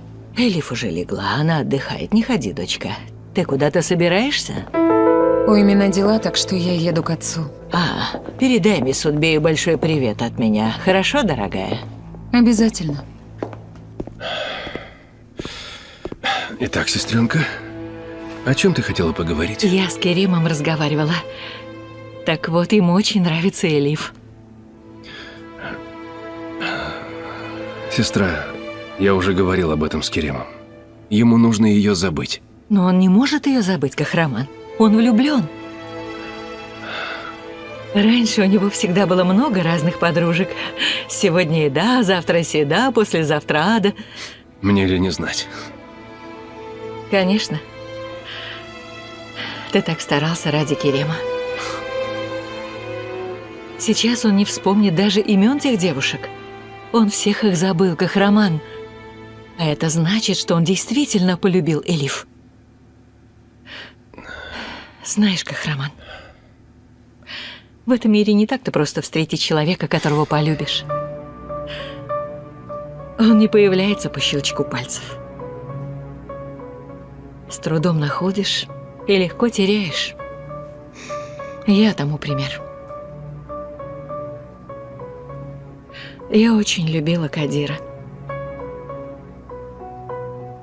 И внезапно его потеряла. С того дня не прошло и минуты, чтобы я о нем не думала.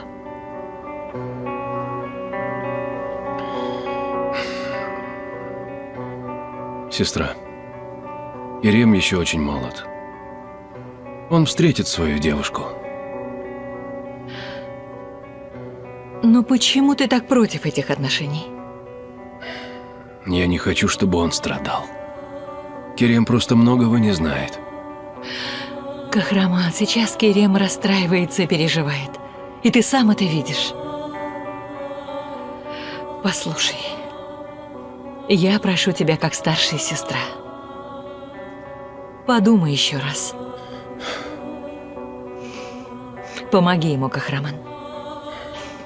Керем очень расстроен.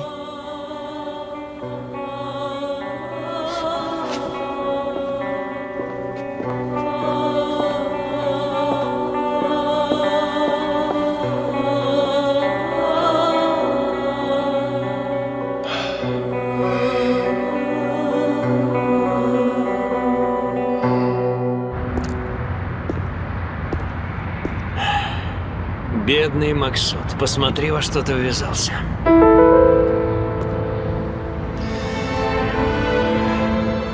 Живей, дорогая, сколько можно заставлять себя ждать? С ума сойти.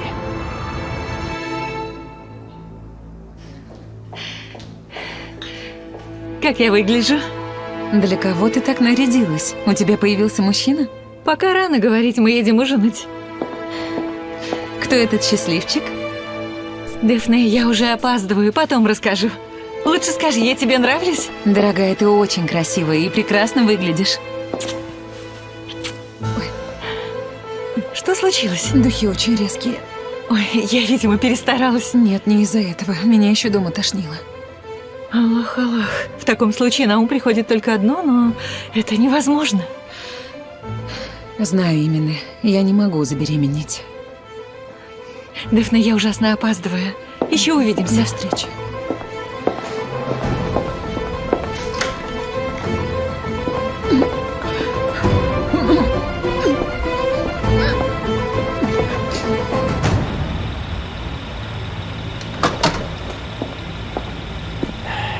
Извините, Шахинби, я опоздала. Ничего, прошу, прошу.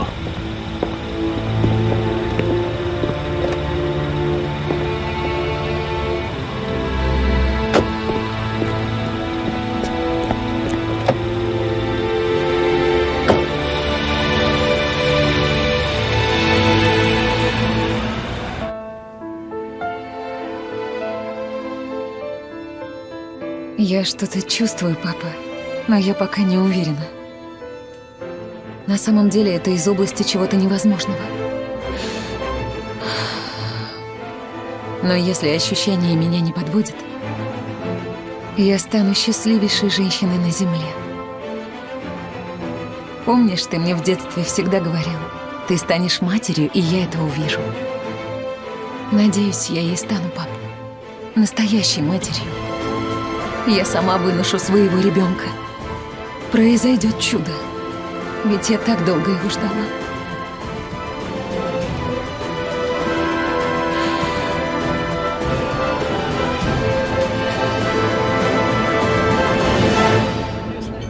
И кормят вкусно.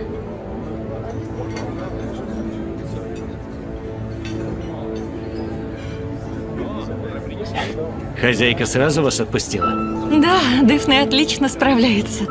Серьезно? Значит, стоит поблагодарить Дефне Ханым. Без нее мы бы не встретились. Кстати, а чем вы занимались, пока мы не виделись? Вы, кажется, работу ищете? Но пока тщетно. Сложно найти. Конечно, сложно. А без связи и знакомств практически невозможно. Идешь на собеседование, говорят, что перезвонят, но потом так никто и не отзывается. Вы, кажется, работали шофером, не так ли? Точно. Раньше я был личным шофером. А что? Так, просто для информации. Вдруг получится помочь, вот и спрашиваю. Мне как можно скорее нужно найти работу. Иначе на родину придется вернуться. Не отчаивайтесь заранее. Да, Аллах, что-нибудь найдется. Иншаллах. Иншаллах. Зиябей, что это с тобой сегодня за столом было? Я вся извелась, подумала, как бы Мирьям что-нибудь не заподозрила. Это не просто Каймет Ханым. У нас есть одна страшная тайна, которую мы храним долгие годы, и поэтому мне страшно. Ты только представь себе, что будет, если кто-нибудь узнает, что Кадир жив. Никого не останется за тем столом. Что было, то давно быльем поросло. Зиябей, не пойму, почему ты переживаешь. Кадир исчез из нашей жизни много лет назад. Мы все дружные, любящая семья, Зиябей. Так что не унывай напрасно. Пока Аллах дарует нам бренную жизнь, мы будем сидеть за нашим столом все вместе, иншаллах. Иншаллах, Каймет Ханым. Иншаллах. Мы с тобой дали слово, что никогда не оставим друг друга на полпути, верно? Верно, Зиябей, верно. Знаешь, я поклялся, но я не знаю, что было написано в той таинственной справке. Утром ты забрала ее у меня и сразу ушла. Но если у тебя какие-то проблемы со здоровьем, а ты от меня скрываешь, я рассержусь. Нет, Зиябей, нет. Со мной все в порядке. Я здорова, правда, поверь мне. Я ни за что тебя на полпути не оставлю. И прекрасно.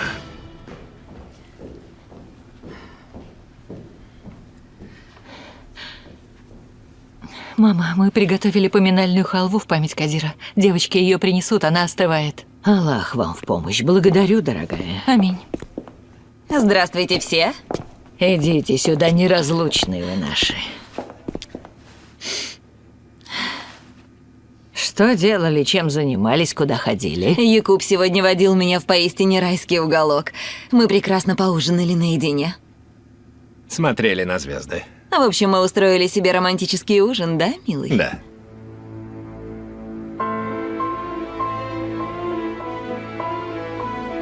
А ты что делала, Мирьям? Ничего. Я вспомнила, когда ты сказала про звезды. Якуб подарил мне очень красивое кольцо. Смотри, тебе нравится? Как оно сверкает, правда? Я про звезды не говорила, Шукран? Конечно, это я сказал. Не страшно, какая разница? Красивая или не очень? Красивая, очень красивая. Ладно, пойду проверю, не остыла ли халва. И я с тобой заодно покажу кольцо тем, кто на кухне. Не поняла? То есть нужно проследить за теми, кто на кухне. И водички попить, да?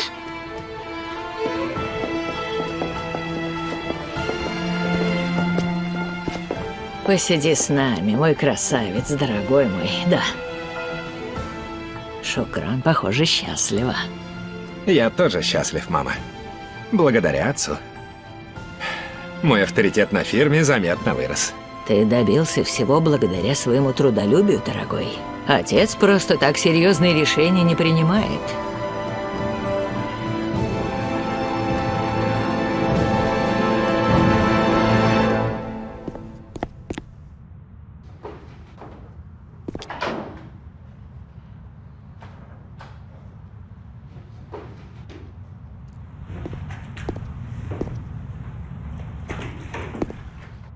Угольки в печи еще остались, друг? Да как же им не остаться? Угольки в печи ради тебя всю ночь гореть будут. Да? Добро пожаловать, проходи. Входи, не стой в дверях. Расспрошу тебя обо всем. Здравствуйте, Кахраманбей. Как вы, Али Хайдар? Все хорошо, спасибо.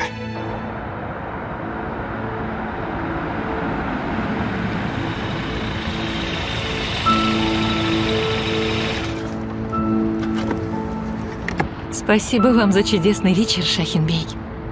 Да ну, брось эти формальности. Как вам будет угодно. Перейдем на «ты». Хорошо, я не против. Еще раз вам спасибо. Пожалуйста. Отлично посидели. Мы с тобой еще встретимся? Договоримся, думаю, да? У вас ведь есть мой... Прости, у тебя есть мой номер? Есть. Я тебе позвоню. Мне очень нравится с тобой общаться.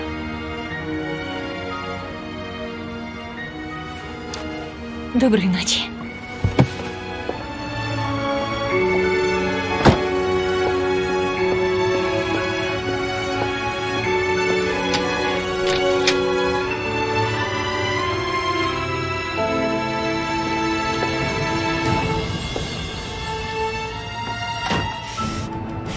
Аллах, что это было? Ах, Элиф, ах, все в меня влюбляются. И только ты меня не любишь. Ладно.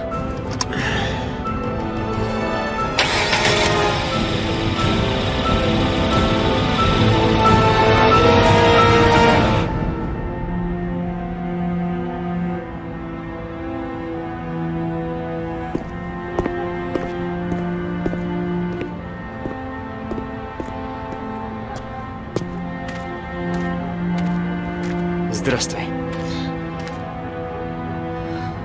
Извини, я не хотел тебя пугать. Я не испугалась. Погода хорошая, правда? Да, очень.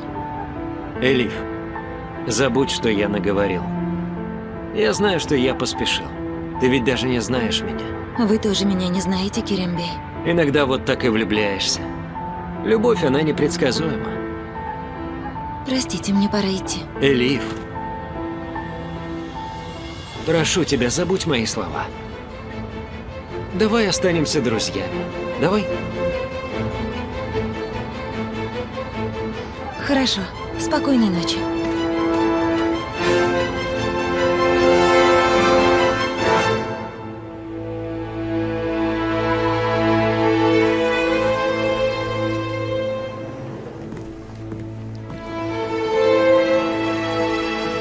Добрый вечер. Проходи, дочка. Как ты, все в порядке? Да, Зиабей. Я слышал, что твоя мама болеет. Пусть поправляется. Да, спасибо. Как она? Ей уже лучше? Лучше, спасибо. Садись, Элиф, поговорим. Я не хочу вас стеснять. Хорошего вечера. Хорошего вечера. Что-то не так. Ее что-то смутило.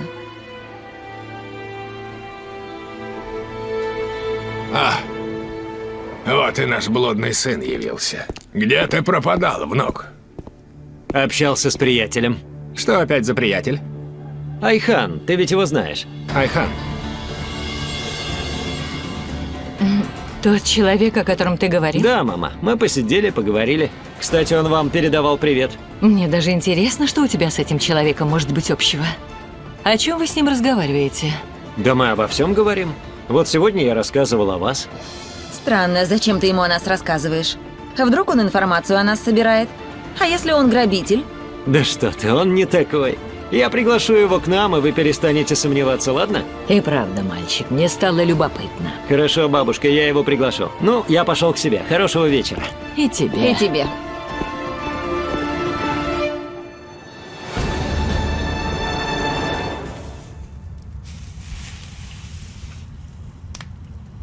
Ну, рассказывай, что у тебя нового? Ничего, Кахраман. Что у меня может быть нового? Все по-старому. Я и за это Аллаха благодарю. Ты не зарекайся. Мне и так хорошо. Да что все обо мне? Раз пришел, рассказывай, как дела? У меня как раз есть новости. Да? Так рассказывай. У меня будет ребенок. Ты отцом станешь? И ты только сейчас говоришь? О, посмотрите-ка на моего брата! Аллах, получается, я скоро стану дядей, да, так что ли? Да. Послушай, налей-ка нам еще по одной. Стой, полегче, Нет, полегче. никаких полегче. Не Если не гони. сейчас, когда мы еще с тобой выпьем, Кахраман? Вот телефон звонит. О, это Дефне. Сейчас. Передавай ей большой привет. Слушаю, Дефне. Алло, милый, как ты? Все хорошо.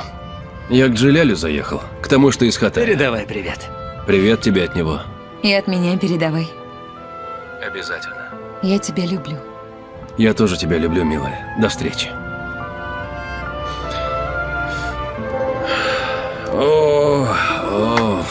Папа Кахраман, ай, братец.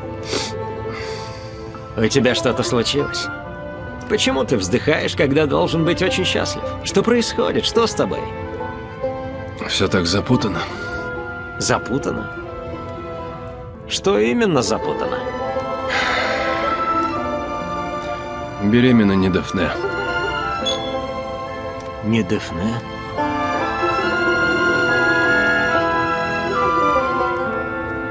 А кто?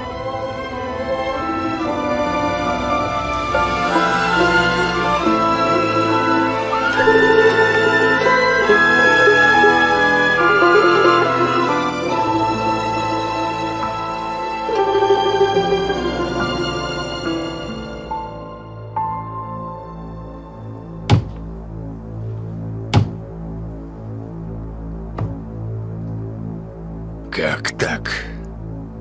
Я же говорил тебе, присматривай за Керемом, Якуб. Я же просил тебя не спускать с парня глаз. Я правда не знал, отец. Он был с Мирьем. Я подумал, что после он поедет домой. Вот как ты выполняешь мои поручения, Якуб.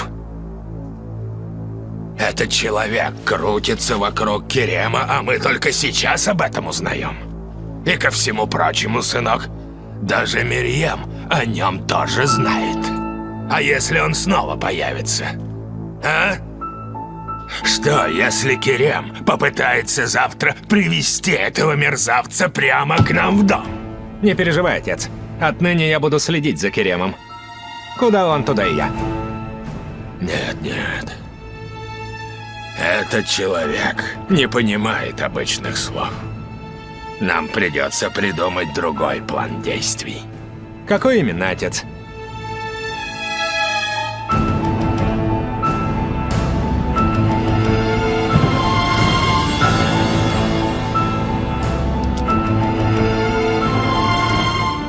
Завтра отвезешь Кадира в старый гараж, ты знаешь. Я сделаю все, что нужно. Папа, он не стоит того. А он тут ни при чем. Это ради семьи.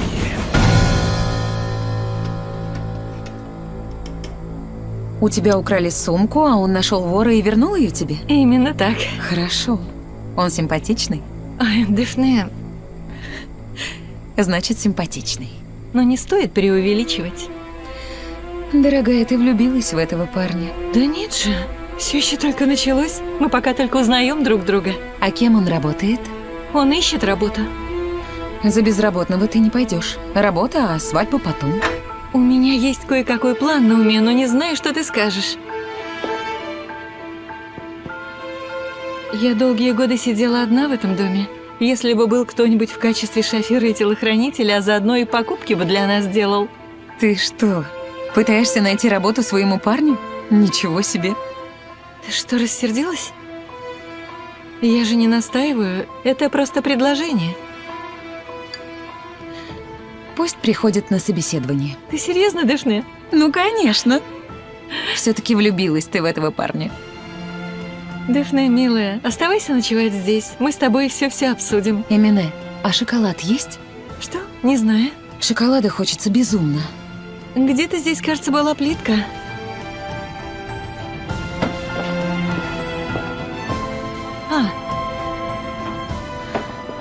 Что со мной происходит? Даже не знаю. Завтра сделаю тест. Возможно, я и правда беременна. Кто знает?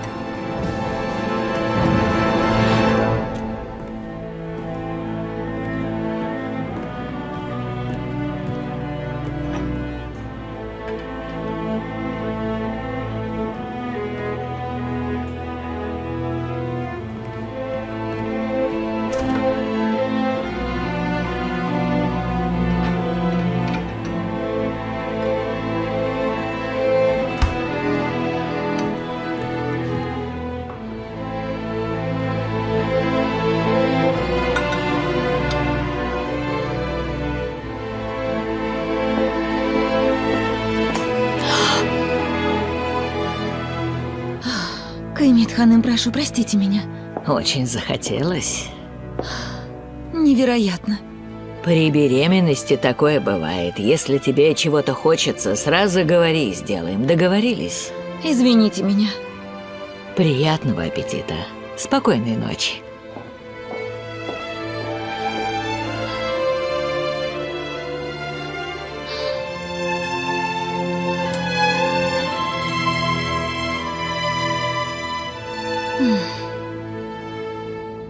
Эмине, ты серьезно? Сразу на собеседование? Нет, конечно, я обрадовался, но это так неожиданно. Я удивился, спасибо. Конечно, завтра буду. Спасибо. Увидимся.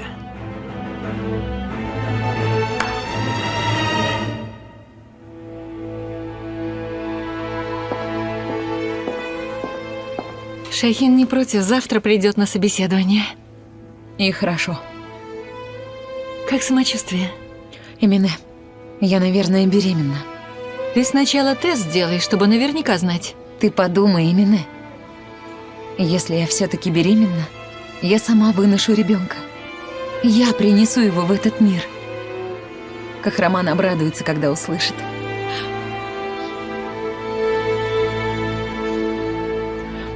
Ну а кем ты будешь работать? Садовником, шофером, неважно. Главное, я буду вхож в дом. То есть ты на полпути к успеху. Именно. Что это за любовь у тебя такая, братец? Столько времени ты уже здесь, и все твои мысли только об Элиф. Плохо, что ты забросил работу. Скоро на еду хватать не будет. Не бойся, все в порядке. Я с делами справляюсь, просто ты не в курсе. Что за дела такие? Ты не говорил. Ты все равно ничего не поймешь, так что не забивай голову.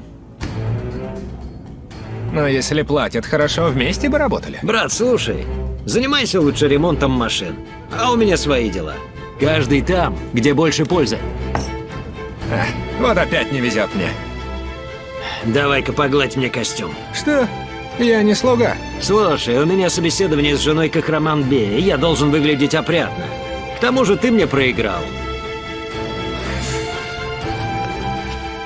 Давай, львеночек.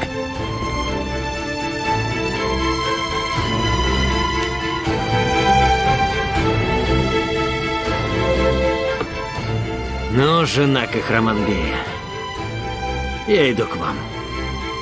Иду. Надо же! Действительно все запутано. Тяжело.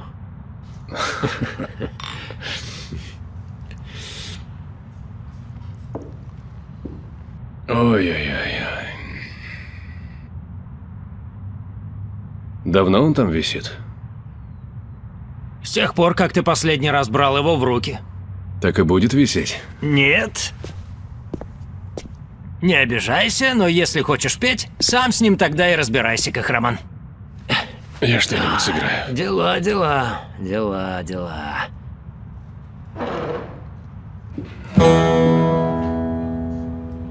Ты готов? Конечно.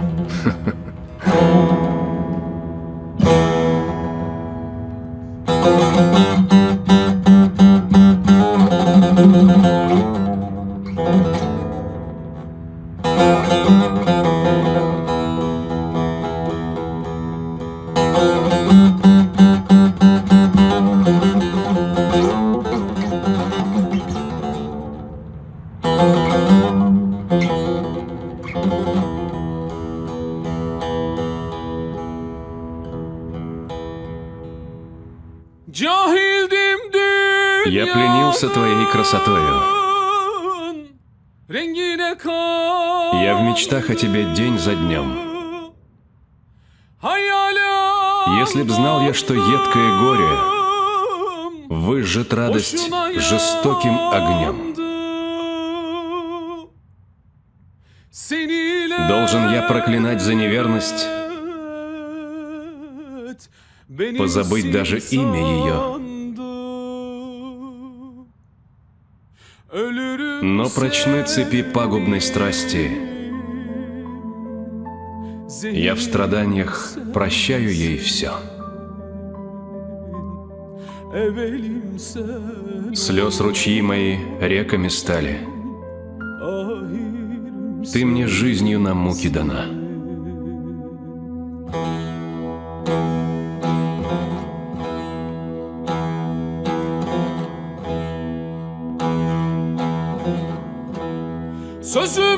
Ты мой Бог, ты мой свет, моя сила, в то же время погибель моя. Gidip başka dağla sarıldığına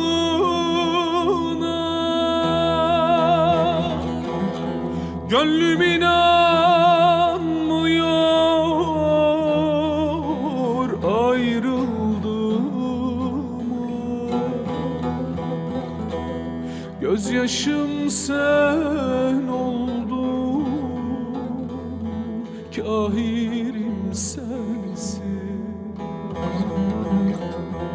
evelim sen oldun, ahirim sensin. Gözyaşım sen oldun, kahirim sensin, evelim sen oldun, ahirim sensin.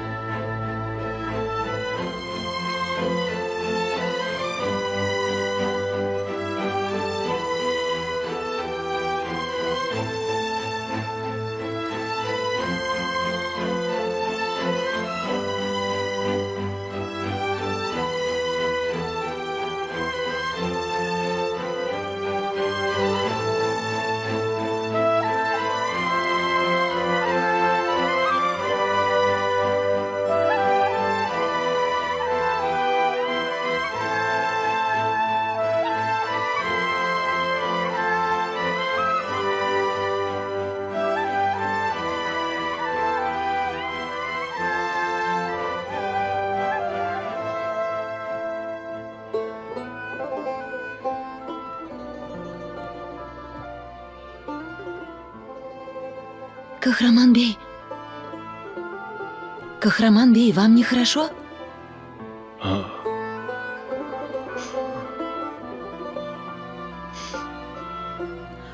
Кахраман бей, ложитесь у меня в комнате. Вы же здесь замерзнете.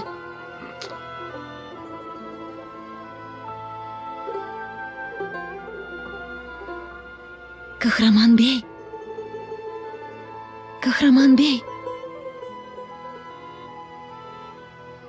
Режиссер Садуллах Шентюрк. Продюсер Онур Гювенатам.